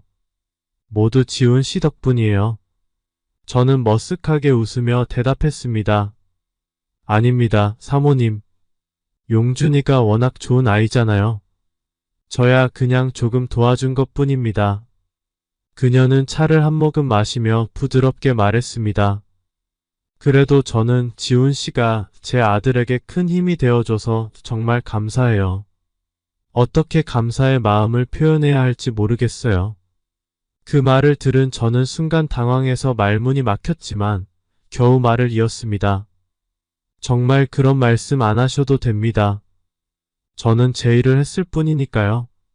서미영은 저를 바라보며 조용히 미소 지었고 그 미소는 저의 마음을 더욱 혼란스럽게 만들었습니다. 시간이 지나면서 저와 서미영 사이의 감정은 점차 복잡해져 갔습니다. 처음에는 단순한 존경과 감사의 마음이었지만 점점 그녀에게 특별한 감정을 느끼기 시작했습니다. 하지만 그 감정을 받아들이는 것이 옳은 일인지에 대한 고민이 머릿속을 떠나지 않았습니다. 하루는 훈련을 마치고 나오는 길에 서미영이 저를 불러 세웠습니다. 지훈 씨, 잠시만요. 저는 걸음을 멈추고 그녀에게 다가갔습니다. 네, 사모님. 무슨 일이세요? 그녀는 잠시 망설이다가 말을 꺼냈습니다. 가끔 제가 지훈 씨에게 너무 의지하는 건 아닌가 하는 생각이 들어요. 제가 당신에게 부담을 주고 있는 건 아닌지. 저는 그녀의 말에 놀라면서도 진심을 담아 대답했습니다. 아닙니다. 전혀 부담되지 않아요. 오히려 서미영 씨가 저를 신뢰해 주셔서 감사하게 생각하고 있어요. 그녀는 저의 대답을 듣고는 안도의 한숨을 내쉬며 말했습니다. 정말 고마워요, 지훈 씨. 요즘은 당신이 없었다면 어떻게 했을지 모르겠어요. 그녀의 말에 저는 마음이 따뜻해지면서도 동시에 이 감정이 과연 올바른 것인지에 대한 의문이 생겼습니다. 서미영의 아름다움과 우아함은 저에게 강렬한 인상을 남겼고 그녀의 미소는 제가 훈련 중에도 무심코 시선을 빼앗기게 만들었습니다. 저는 김용준을 1년 동안 가르치며 그의 체력과 기량을 향상시키는 데 도움을 주었고 결국 그는 명문 대학에 합격했습니다. 대학에 입학한 이후로도 우리는 형제처럼 지냈지만 대학 생활이 시작되면서 그의 훈련이 더 이상 필요 없어졌고 자연스럽게 그의 집에도 가지 않게 되었습니다. 따라서 아름다운 그의 어머니 서미영도 더 이상 볼 수 없게 되었습니다. 그 후 저는 소개팅을 통해 새로운 여자친구를 만나게 되었습니다. 그녀는 서미영과는 또 다른 매력을 가진 젊고 활발한 여성이었습니다. 첫 만남 후 저희는 자주 만나며 좋은 시간을 보냈습니다. 하루는 그녀와 함께 카페에 앉아 대화를 나누던 중 그녀가 물었습니다. 자기야, 나랑 만나면서 무슨 생각을 그렇게 하는 거예요? 가끔씩 멍해 보일 때가 있던데. 저는 순간 당황했지만 애써 웃으며 대답했습니다. 아, 그냥 이런저런 생각을 하느라 그랬나 봐요. 요즘 일이 조금 바빴거든요. 그녀는 고개를 끄덕이며 말했습니다. 그래도 나한테는 더 솔직해져도 돼요. 우리 서로 마음을 더 열고 지냈으면 좋겠어요. 저는 그녀의 말에 고개를 끄덕이며 그녀를 안심시키려 노력했습니다. 물론이죠. 앞으로는 더 솔직하게 말할게요. 그렇게 해서 우리는 더욱 가까워졌고 서미영에 대한 생각은 자연스럽게 사라졌습니다. 그러나 예상치 못한 일이 발생했습니다. 어느 날 저는 우연히 여자친구가 다른 남자와 함께 있는 것을 목격하게 되었습니다. 그 남자와 손을 잡고 웃으며 걷는 그녀를 보며 저는 믿을 수 없어 그 자리에 멈춰 섰습니다. 몇 시간 후 저는 그녀를 만나 사실을 물었습니다. 내가 오늘 본 건 뭐였어? 내가 그 남자랑 있는 걸 봤어. 그녀는 순간적으로 당황하며 말을 더듬었습니다. 그게 사실은 그냥 친구야. 오해하지 말아줘. 그러나 저는 그녀의 말을 믿지 못했습니다. 그런 친구가 있다고 말한 적 없잖아. 정말 친구인 거야? 결국 그녀는 고개를 숙이며 대답했습니다. 미안해. 사실 그 사람과 조금 친해졌어. 하지만 진지한 건 아니야. 정말이야. 저는 너무 화가 나서 감정을 주체할 수 없었습니다. 어떻게 나한테 이럴 수 있어? 우리 진지하게 만나고 있었잖아. 이젠 날 사랑하지 않는 거야? 결국 그날 우리는 크게 다투었고 그녀는 저를 떠났습니다. 그날 밤 저는 혼자서 괴로워하며 술을 마셨고 다시는 그녀를 만날 수 없다는 사실에 슬프기도 하고 배신감에 화가 나기도 했습니다. 저는 여자친구와 그 남자를 찾아갔고 결국 그 남자와 몸싸움이 벌어졌습니다. 제가 신체적으로 우세했기에 그를 제압했지만 여자친구는 이미 경찰에 신고한 상태였습니다.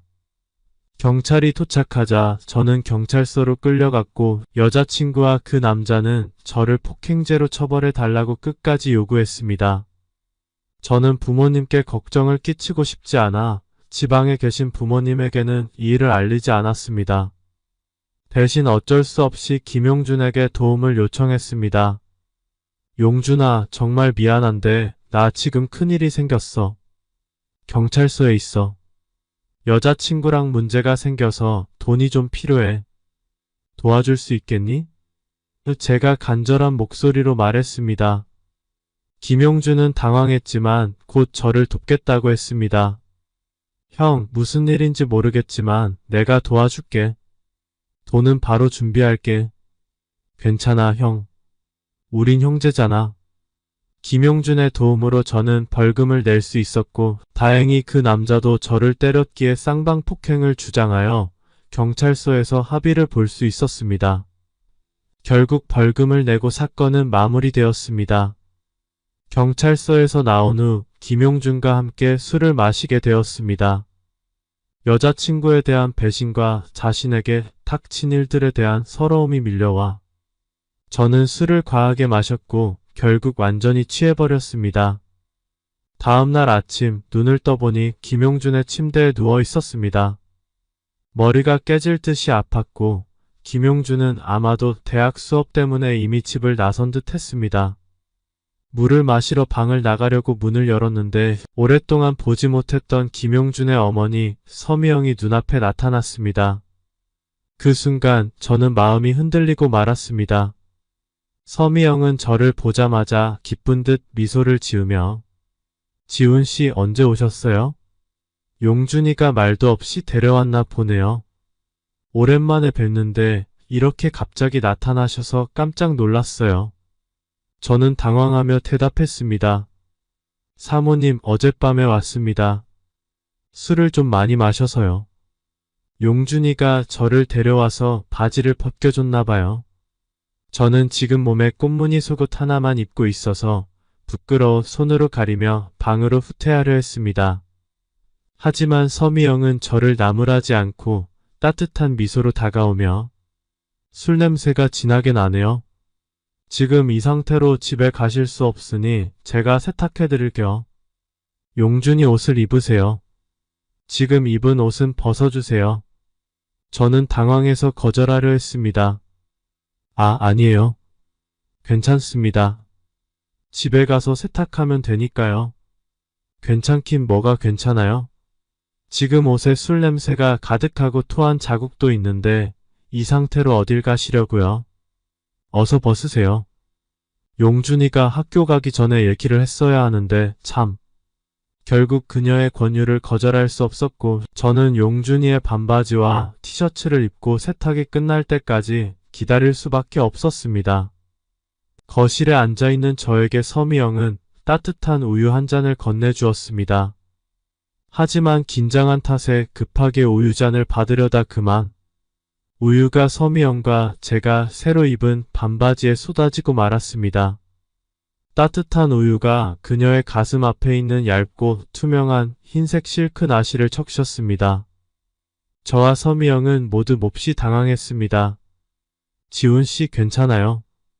저는 옷 좀 갈아입고 올게요.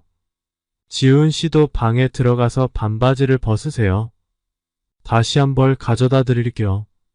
저는 다시 용준이의 방으로 들어가 침대에 앉아 이불로 몸을 가렸습니다. 잠시 후 서미영은 다른 옷으로 갈아입고 용준이의 반바지를 하나 가져다 주었습니다. 그녀는 따뜻한 미소로 저를 안심시키며 말했습니다. 이제 괜찮아졌죠? 자, 이걸 입고 편하게 쉬세요.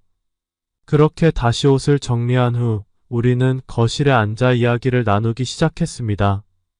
저는 최근에 겪고 있는 어려움과 여자친구와의 헤어짐에 대해 털어놓았습니다.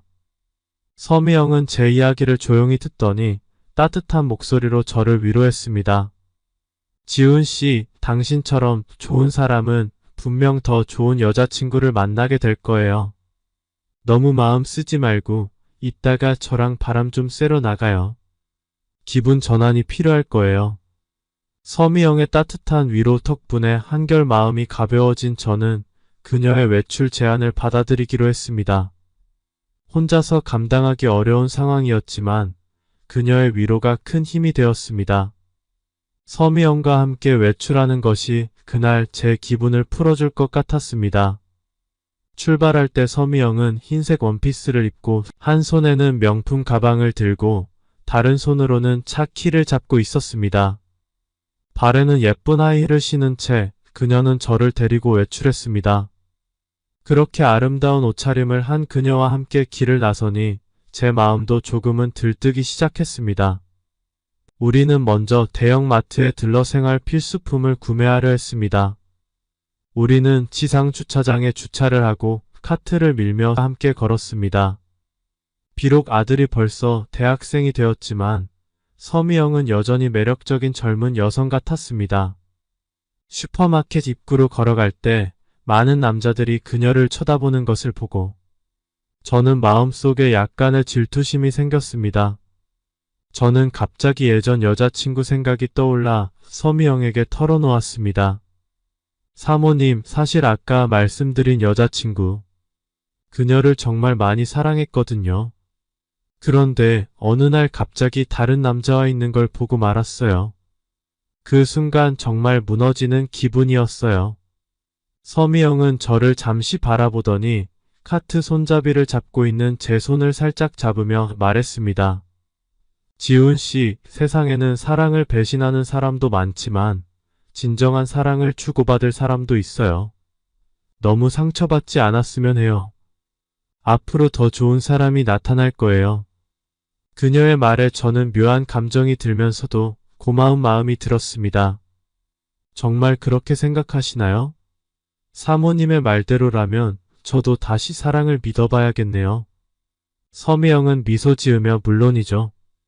중요한 건 지훈 씨가 어떤 사람인가예요. 좋은 사람은 언젠간 좋은 사람을 만나게 되어 있어요. 라고 말했습니다. 우리가 대화를 나누며 입구 쪽으로 가는 중 제 눈에 한 아이가 킥보드를 타고 빠르게 달려오는 것이 보였습니다. 주차된 차 때문에 제가 발견했을 때는 이미 늦었고 아이는 너무 빨리 달리고 있었습니다. 서미영은 피하려 했지만 이미 늦었습니다. 쾅! 아이가 타던 킥보드는 서미영에게 부딪혔고 두 사람 모두 넘어졌습니다. 뿐만 아니라 서미영의 스타킹이 찢어지고 발목이 삐끗한 것 같았습니다. 그 아이는 겁에 질려 울음을 터뜨렸고 서미영은 자신의 상처를 신경 쓰기보다 먼저 아이를 달래주었습니다. 아가야, 괜찮니? 서미영은 먼저 아이를 안심시키며 다독였습니다. 그러나 저는 이 상황이 마음에 들지 않았습니다. 서미영이 돌아섰을 때 보니 아이가 들고 있던 음료수가 그녀의 하얀 타이트한 스커트 위에 쏟아져 있었습니다. 하얀 스커트 위에 커다란 푸른색 얼룩이 생겨 매우 눈에 띄었고 이런 상태로 돌아다니면 사람들에게 웃음거리가 될까 걱정이 되었습니다. 이게 도대체 뭐 하는 짓이야? 이렇게 위험하게 킥보드를 타다니. 저는 분노를 참지 못하고 소리쳤습니다. 이 아이 부모는 어디 있는 거죠? 도대체 무슨 생각으로 아이를 이렇게 내버려 두는 거예요? 이때 한 부부가 서둘러 다가왔습니다. 그들은 아이의 부모였고 당황한 표정으로 아이를 데리고 가려 했습니다. 정말 죄송합니다. 아이가 갑자기 킥보드를 타고 달려서 아이의 아버지가 서둘러 사과했습니다. 하지만 저는 쉽게 분노를 가라앉힐 수 없었습니다. 이게 단순히 죄송하다고 될 일이 아니잖아요. 아이가 위험할 뻔했다고요. 그리고 이분 발목도 다쳤다고요. 서미영은 제 팔을 가볍게 잡으며 말렸습니다. 지훈 씨 괜찮아요? 큰일 아니에요. 아이도 아직 어려서 그럴 수 있죠. 부모님도 많이 놀라셨을 거예요. 저는 서미영의 침착한 반응에 다시 한번 감동을 받았습니다. 그녀는 자신의 상처를 신경 쓰지 않고 아이와 부모를 이해해 주었습니다. 그러나 그녀의 발목이 정말 아파 보였습니다. 걷는 것조차 힘들어 보였기 때문에 저는 재빨리 제 외투를 벗어 그녀의 허리에 묶어주고 그녀를 지지하며 걸을 수 있도록 도와주었습니다. 지훈 씨 좀 도와줘요. 발목이 너무 아파요. 서미영은 한 걸음 한 걸음 걸을 때마다 통증을 호소하며 거의 넘어질 뻔했습니다. 저는 급히 한 손으로 그녀를 붙잡고 다른 손으로 그녀의 허리를 감싸며 지지해 주었습니다. 이렇게 해서 서미영은 제게 의지하지 않을 수 없었습니다. 사모님, 우리 집에 돌아가요. 저는 그녀에게 제안했습니다. 그래요, 그렇게 해요. 서미영은 힘겹게 웃으며 동의했습니다. 서미영은 발목이 너무 아파 더 이상 쇼핑을 할 수 없어서 저와 함께 집으로 돌아가기로 했습니다. 제가 서미영을 부축하며 걸었을 때 그녀는 두 손으로 제 팔을 꽉 잡고 있었고 저는 그녀의 허리에 묶인 재킷이 흘러내릴까봐 다른 손으로 그것을 잡아주었습니다. 서미영의 옷이 얼룩져 있었지만 스타킹도 크게 찢어져 더 이상 입을 수 없는 상태였습니다. 슈퍼마켓 위층에는 여러 매장들이 있었고 서미영은 갑자기 무언가 떠오른 듯 말했습니다. 맞다, 지훈씨. 우리 새 옷을 사러 가요. 저는 그녀를 부축해 슈퍼마켓 위층으로 향했습니다. 서미영이 옷을 고르고 있을 때 우연히 전 여자친구인 수진과 그 남자가 옆에 있는 명품 매장에서 가방을 고르고 있는 모습을 보았습니다. 순간적으로 저는 서미영의 손을 놓았지만 이미 늦어버렸습니다. 수진이 저를 발견한 것입니다. 이게 누구야? 너 정말로 나이 든 아줌마를 좋아하게 된 거야? 수진은 비웃으며 말했습니다. 그녀의 목소리에 서미영과 수진의 현재 남자친구도 우리를 주목하게 되었습니다. 순간 제 마음속에 분노가 치솟았습니다. 수진과 저는 거의 1년 넘게 연애를 했고 저는 그녀에게 모든 걸 맞춰주었습니다. 그녀가 원하는 건 뭐든지 사주었죠. 제 수입은 나쁘지 않았지만 수진이 자꾸 조르며 이것저것 요구하는 바람에 대부분의 돈을 그녀에게 썼습니다. 명품 옷, 명품 가방, 최신형 휴대폰 등 그녀가 원하기만 하면 사주었죠. 그 대가로 그녀는 침대에서 저를 만족시키며 다양한 방식으로 저를 기쁘게 해주었습니다. 그녀는 항상 저를 즐겁게 해줄 방법을 찾았고 그래서 저는 이성적으로는 그렇게 많은 돈을 쓰지 말아야 한다고 알면서도 항상 마음이 약해졌습니다. 하지만 이제 와서 보니 제 수입이 그녀의 물질적 욕구를 충족시켜주지 못하자 그녀는 곧바로 저를 버리고 더 부유한 남자로 갈아탄 것이었습니다. 그 남자는 솔직히 외모가 별로였고 키도 165cm도 되지 않으며 얼굴에 여드름이 가득했습니다. 비록 명품 옷을 입고 있었지만 몸매는 망가져서 마치 두꺼비 같았습니다. 그럼에도 불구하고 수지는 그의 돈에 끌려 그와 함께 다니게 되었습니다. 들리는 바에 의하면 그 남자의 집안은 매우 부유하고 페라리 스포츠카를 타고 다닌다고 합니다. 수지는 그에게 완전히 빠져 있었습니다.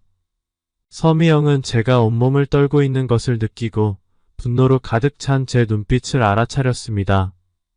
그녀는 제 팔을 가볍게 잡으며 말했습니다. 지훈 씨 괜찮아요. 저 사람 말에 신경 쓰지 말아요. 우리끼리 좋은 시간을 보내면 돼요. 그녀의 말에 저는 조금 진정할 수 있었습니다. 수진의 도발에도 서미영은 동요하지 않았습니다.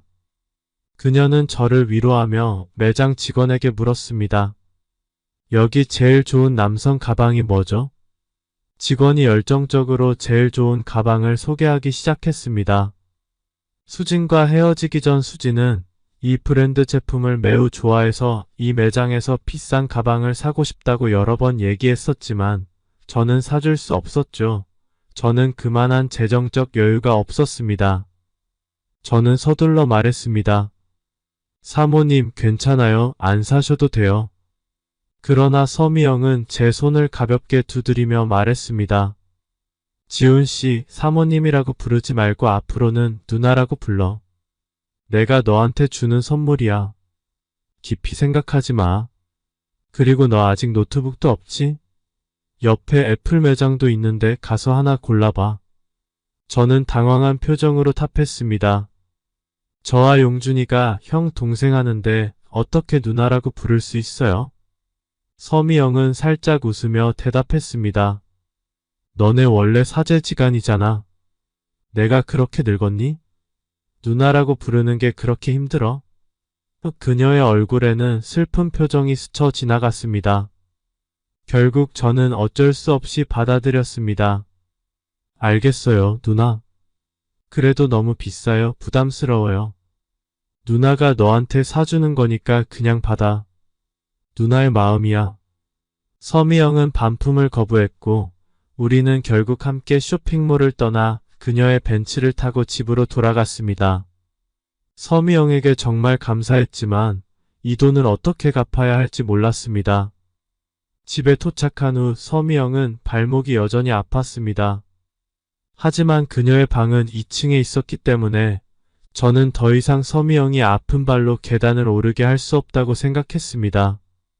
누나, 제가 안아드릴게요. 아니야, 지훈아. 그건 좀 부담스러운데. 서미영이 고개를 저었습니다. 누나, 오늘 저를 도와주셔서 정말 감사했어요. 어떤 일이든지 기꺼이 도와드릴게요. 서미영은 제 제안을 받아들였고 저는 그녀를 조심스럽게 안아 2층으로 올라갔습니다. 그녀의 몸은 정말 가벼워서 거의 무게를 느끼지 못할 정도였습니다. 저는 그녀를 침실로 데려가 조심스럽게 침대에 눕혔습니다. 그녀의 발목은 이미 많이 부어올라 있었습니다. 누나, 발목이 많이 부어올랐네요. 제가 얼음찜질을 해드릴게요. 저는 냉장고에서 얼음을 꺼내 비닐로 싸고 다시 수건으로 감싸 얼음팩을 만들어 그녀의 발목에 올려두었습니다. 손으로 그녀의 발을 가볍게 감싸며 조금이라도 편안해지기를 바랐습니다. 그녀의 발은 부드럽고 매끄러웠고 그 감촉은 저를 더욱 조심스럽게 만들었습니다. 서미영은 살짝 웃으며 말했습니다. 지훈아, 정말 고마워. 이렇게까지 신경 써주다니. 사실 스타킹도 찢어졌는데 벗겨줄 수 있을까? 스타킹에는 길게 찢어진 부분이 있었고 저는 떨리는 마음으로 그녀의 발에서 스타킹을 신중하게 조심스럽게 벗겨드렸습니다. 스타킹이 벗겨지자 그녀의 백옥 같은 피부가 눈앞에 드러났습니다. 그 피부는 너무나도 아름다워 순간적으로 눈을 뗄 수 없었습니다.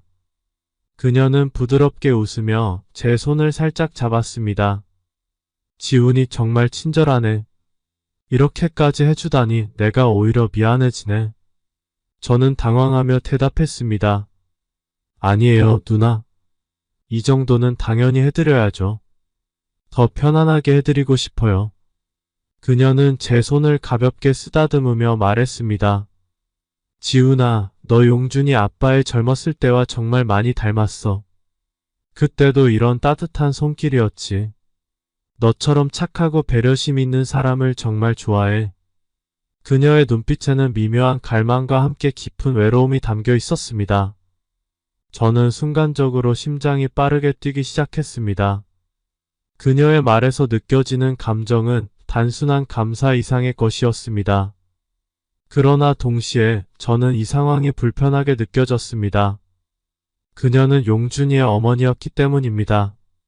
제 마음속에서는 복잡한 감정이 휘몰아쳤고 상황이 너무 복잡하게 느껴졌습니다. 누나, 제가 물 좀 가져올게요. 저는 자리를 피하려고 했습니다. 그러나 서미영은 제 손을 강하게 붙잡으며 간절한 눈빛으로 말했습니다. 지훈아, 가지 말고 누나와 함께 있어줄래? 난 오랫동안 이렇게 누군가의 따뜻한 손길을 느껴본 적이 없어. 서미영은 저를 강하게 붙잡았고 저는 당황한 채로 그 자리에 멈춰 섰습니다. 그녀의 행동에 놀라 그 순간 저는 어찌할 바를 몰라 몸이 굳어버렸습니다. 그녀는 갑자기 제 입술에 키스를 하기 시작했습니다. 순간 입안으로 들어오는 그녀의 혀가 저를 정신을 잃게 만들었습니다. 그녀가 이렇게까지 적극적인데 제가 참으면 남자가 아니라고 생각하게 되었죠. 저는 그녀를 껴안고 그녀의 열정에 화답하기 시작했습니다. 그녀의 아름다운 곡선을 따라 제 손길도 바쁘게 움직였습니다. 그녀의 다친 발목이 아플까봐 저는 조심스럽게 그녀를 눕히고 그녀의 옷을 벗겨드렸습니다. 제 눈앞에 나타난 그녀의 모습은 너무나 아름다워 저를 놀라게 했습니다. 그날 우리는 넘지 말아야 할 선을 넘고 뜨거운 사랑을 나눴습니다. 사랑을 나눈 후 그녀는 제 품에 기대어 자신의 감정을 털어놓았습니다. 지훈아, 미안해. 누나는 내가 처음 우리 집에 왔을 때부터 널 좋아하게 되었어. 내가 누나에게 젊은 시절의 감정을 떠올리게 해주었어. 누나는 너에게 무리한 기대를 하진 않겠지만 너와 함께한 이 순간을 좋은 기억으로 남기고 싶어. 저는 그녀의 말을 듣고 잠시 머뭇거렸습니다. 마음속에서는 죄책감과 혼란스러움이 공존했지만 동시에 그녀에 대한 감정을 완전히 부정할 수 없었습니다. 그녀는 제가 처음 봤을 때부터 가장 아름답다고 생각했던 여인이었고 그 기억은 여전히 제 마음속에 남아 있었습니다. 누나, 저도 솔직히 말하면 누나가 정말 매력적인 분이라고 생각했어요.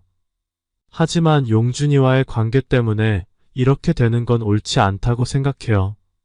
그러나 오늘 일은 저에게도 특별한 기억으로 남을 거예요. 그녀는 슬픈 미소를 지으며 제 손을 잡았습니다. 지훈아, 그냥 이 순간을 잊지 말아줘. 우리가 어떤 선택을 하든 서로에게 상처 주지 않도록 하자. 그녀의 말이 끝나기도 전에 저는 다시 그녀의 입술을 막고 키스를 했습니다. 그녀가 슬퍼하는 모습을 보니 저도 마음이 아팠습니다. 그리고 그녀의 눈빛에서 다시 한번 다가오라는 신호를 받았기에 저는 다시 그녀를 향해 움직였습니다. 그 순간 바닥에 있던 제 바지 속의 휴대폰이 진동하기 시작했습니다. 저는 휴대폰을 받지 않으려 했지만 계속 울리는 소리에 어쩔 수 없이 내려가 전화를 받았습니다. 지훈아, 나 좀 도와줄 수 있겠니? 그가 나를 속였어. 전 여자친구 수진의 목소리에는 절박함이 가득했습니다. 수진은 전화기 너머에서 눈물을 흘리며 자신의 상황을 이야기했습니다. 지훈아, 정말 미안해. 그가 나를 속였어. 그 사람은 유부남이었어. 그리고 변태야. 이제 더 이상 그를 만나지 않을게. 내가 제일 나를 이해해주고 잘 대해주는 사람이었다는 걸 이제야 깨달았어. 나한테 와주면 안 돼? 저는 깊은 숨을 들이쉬며 통화를 빨리 끝내려 했습니다. 하지만 수지는 계속해서 물었습니다. 왜 이렇게 냉정해? 너는 나를 더 이상 사랑하지 않는 거야? 저는 차갑게 물었습니다. 지금 어디에 있어? 잠시 침묵이 흘렀고 수지는 마침내 대답했습니다. 나 지금 병원에 있어. 그 변태놈이 골프공을 집어넣어서 수술을 해야 한다는데 제발 나한테로 와줘. 부탁이야. 나 혼자 너무 무서워. 저는 깊이 숨을 들이마시며 화가 치밀어 올랐지만 전화를 끊었습니다. 머릿속이 혼란스러워지면서 저는 서둘러 그녀의 곁으로 돌아갔습니다. 누워있던 그녀는 아픈 발목도 뒤로 하고 일어나 저를 안아주었습니다. 그녀는 마치 저의 감정을 이해하는 듯 풍만한 가슴을 저의 얼굴에 갖다 대며 저를 위로하고 유혹했습니다. 저는 정신을 차리고 그녀와 함께 모든 감정을 폭발시키듯 모든 것을 쏟아냈습니다. 우리는 서로의 상처와 외로움을 채워주며 다시 한번 깊은 연결을 느낄 수 있었습니다.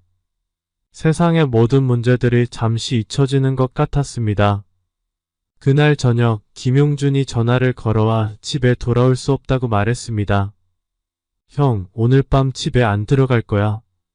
엄마한테 말씀 좀 전해줄래? 용준의 목소리에서 기쁨이 묻어났습니다. 저는 한쪽에 잠든 그녀를 보며 대답했습니다. 그래, 용준아. 사모님께는 내가 대신 전해줄게. 다음날 아침 용준은 여자친구와 함께 집에 돌아왔고 그녀는 착하고 아름다운 인상을 주었습니다.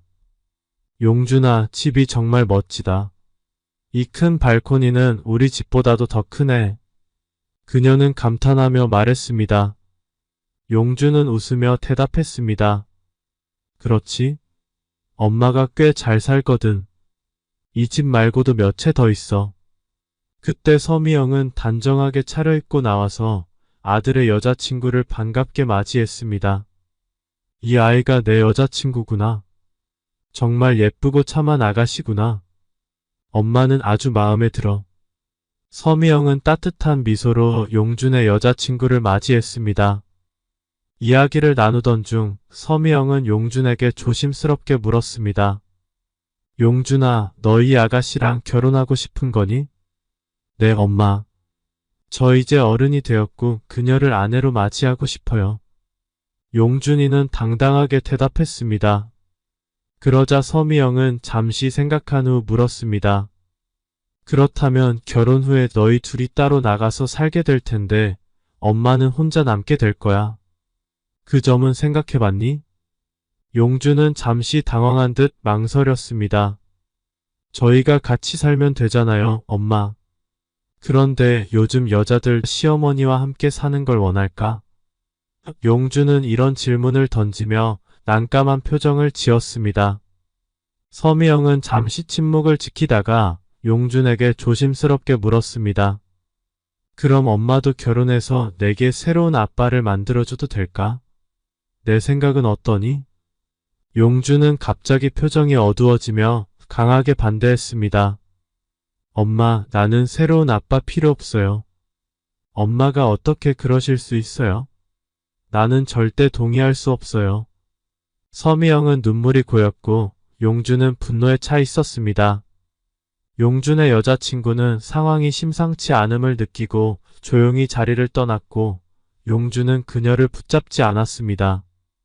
그녀가 떠난 후 용준은 서미영과 격렬한 말다툼을 시작했습니다.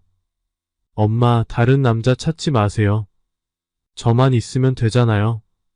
제가 엄마를 돌볼 수 있어요. 용준이 단호하게 말했습니다. 서미영은 용준을 이해시키려 애썼습니다. 하지만 나는 내 엄마이기도 하지만 여전히 한 여자로서 행복할 권리가 있어. 내가 성장해서 떠나면 나도 내 인생을 살아야 하지 않겠니? 용준은 더 이상 참을 수 없다는 듯 저를 향해 말했습니다. 형이 한번 판단해봐요. 엄마가 어떻게 다른 남자를 만날 수 있어요? 그는 우리 가족이 아니잖아요. 저는 당황스러워하면서도 조심스럽게 말을 꺼냈습니다. 용준아, 어머니 혼자 너를 키우시면서 고생 많이 하셨을 거야. 어머니도 외로우셔. 어머니도 한 여자로서 남자가 필요하다고 생각해. 그리고 만약 그 사람이 나라고 하면 너는 받아들일 수 있겠니? 순간 방 안은 깊은 침묵에 휩싸였습니다.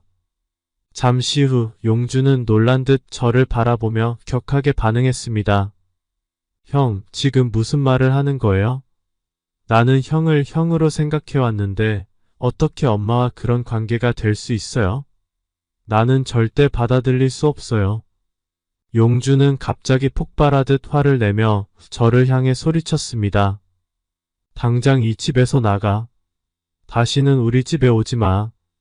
저는 용준의 분노를 이해하면서도 그를 진정시키기 위해 아무 말 없이 자리를 떠나야 했습니다. 그 순간 서미영도 눈물에 젖은 얼굴로 외쳤습니다. 내가 나가야 해. 내가 평생 너만 보고 키워왔는데 이렇게까지 고집을 부리는 거니? 나와 지훈이는 진심으로 서로를 사랑해. 내가 받아들일 수 없다면 차라리 내가 떠나라.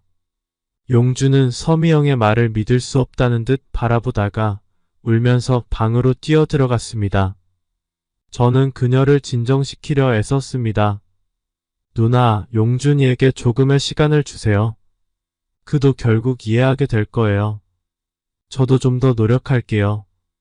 그러나 그녀는 여전히 고통스러운 표정으로 말했습니다. 지훈아, 용준이가 이렇게까지 거부하는 걸 보니 우리 관계를 다시 생각해봐야 할 것 같아. 이 아이가 내 마음을 너무 아프게 하네. 그녀는 슬픔을 이기지 못하고 방으로 돌아갔고 저도 다른 방에서 머무르며 상황을 지켜볼 수밖에 없었습니다. 오후가 되어서야 저는 그녀의 상태를 확인하기 위해 그녀의 방으로 갔지만 그녀는 방에 없었습니다. 저택을 샅샅이 뒤져보았지만 그녀는 어디에도 보이지 않았습니다. 저는 걱정이 되어 용준을 불러냈습니다. 너희 엄마가 집을 나갔어. 그녀를 찾을 수가 없어. 모두 내 탓이야. 내가 엄마의 마음을 너무 아프게 했어. 용준은 처음에는 저를 원망하는 눈빛으로 바라보았지만 제가 덧붙인 말을 듣고는 놀란 표정을 지었습니다. 너와 다투는 어머니가 죽고 싶다고 말한 적 있는데 나도 그 말이 너무 두려워. 너희 엄마가 얼마나 너를 위해 헌신했는지 생각해봐. 이제 너는 결혼을 앞두고 있지만 엄마에게는 행복을 찾을 기회조차 주지 않으려 하는 거야? 내가 너무 이기적인 건 아니니? 그제야 용준은 충격을 받은 듯 표정이 굳어졌습니다. 그럼 어떻게 해야 하죠, 형? 엄마를 찾고 싶어요. 그녀가 무슨 일을 저지르기 전에 우선 각자 다른 곳을 찾아보자. 내가 다른 집들을 찾아보고 나는 주변을 둘러볼게. 용준은 서둘러 그의 차 열쇠를 꺼내 제게 건넸습니다. 형, 이 마세라티를 타고 가세요. 저는 다른 집들을 찾아볼게요. 우리는 각자 다른 방향으로 헤어져 서미영을 찾기 시작했습니다. 밤이 되도록 아무런 소식도 없었습니다. 저는 용준에게 전화를 걸어 그녀를 찾았는지 물었습니다. 용준은 여전히 다른 집들을 찾고 있다고 했습니다. 그때 문득 저는 우리가 어제 대화 때 그녀가 인근의 호수에 저랑 가고 싶다고 했던 것을 떠올렸습니다. 급히 용준에게 전화를 걸어 말했습니다. 나 기억났어. 어제 너네 엄마 그 호수에 가고 싶다고 했거든. 아직 거기는 찾아보지 않았어. 어서 가보자. 용준은 바로 호수로 향하기로 했고 저는 빠르게 운전해 그곳으로 달려갔습니다. 마음속으로 그녀가 무사하기를 기도하며 서둘러 도착했습니다. 만약 그곳에 그녀가 없다면 어디로 갔을지 정말 모르겠다는 생각에 저는 핸들을 힘껏 돌려 공원의 작은 호수 쪽으로 차를 몰았습니다. 새벽 1시가 된 공원 안에는 아무도 없었습니다. 저는 서둘러 호수 쪽으로 달려갔고 다리 위에 홀로 서 있는 그녀를 발견했습니다. 그녀는 호숫가에 앉아 물가를 바라보며 눈물을 흘리고 있었습니다. 저는 차에서 내려 그녀에게 다가갔습니다. 누나, 여기에 있었군요. 너무 걱정했어요. 그녀는 고개를 들었고 저를 보자마자 눈물이 더 흘러내렸습니다. 지훈아, 내가 너무 혼란스러워. 용준이가 이렇게 반대할 줄은 몰랐어. 저는 그녀를 안아주며 달랬습니다. 누나, 용준이는 아직 어리잖아요. 시간이 지나면 이해해줄 거예요. 우리 함께 이 상황을 이겨내요.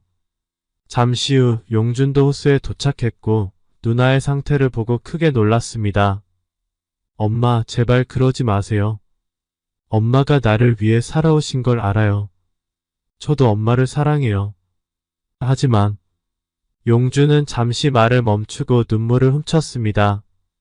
하지만 엄마도 행복할 권리가 있죠. 제가 너무 이기적이었어요. 서미영은 용준에게 다가가 그를 꽉 안았습니다. 내 아들아, 엄마는 내가 행복해지기를 바랄 뿐이야. 그런데 엄마도 혼자 너 키우느라 얼마나 외로웠는지 아니? 나도 남자가 사랑해주고 챙겨주는 걸 원해. 엄마도 약한 여자야. 혼자 너무 힘들었어. 엄마도 이제 사랑받으면서 살고 싶어. 우리 서로를 이해하고 함께 행복하게 살자 어때? 용준은 고개를 끄덕이며 네 엄마. 저도 노력할게요. 라고 말했습니다. 그렇게 우리는 용준의 마음을 돌릴 수 있었고 그녀와 저는 동거를 하기 시작했습니다. 비록 그녀가 돈이 많아서 저를 먹여 살릴 수 있었지만 저는 여전히 저의 일에 집중하고 있었고 그녀의 도움을 받아 제가 이루지 못한 운동선수의 꿈을 다른 아이들이 이룰 수 있게 꿈나무들을 양성하고 싶었습니다. 주말이 되면 저는 운전하여 그녀를 태우고 드라이브도 하며 시간을 보냈습니다. 몇 달 후 그렇게 그녀와 뜨거운 연애 생활을 하던 중 그녀가 임신 소식을 전해주었습니다. 우리는 결혼식을 올리기로 결정했습니다. 결혼식은 소박하게 진행되었고 용준도 우리의 결혼을 받아들였습니다. 우리는 새로운 가족의 탄생을 기쁘게 맞이했으며 앞으로의 미래를 함께 그려나갈 계획을 세웠습니다. 용준도 자신의 길을 찾아갔고 우리는 서로를 응원하며 함께 행복한 삶을 살아갔습니다. 이제 우리에게는 새로운 생명이 찾아왔고 저는 가족을 위해 최선을 다해 살아가기로 다짐했습니다. 그녀와 함께하는 삶은 매일이 행복으로 가득 차 있었고 우리는 서로에게 큰 힘이 되어주며 살아갔습니다. 마침내 그녀는 예쁜 딸을 출산했습니다. 딸아이의 얼굴을 본 순간 우리는 모든 고생과 고민이 사라지는 듯한 기쁨을 느꼈습니다. 용준도 예쁜 여동생을 보며 기쁨을 감추지 못했습니다.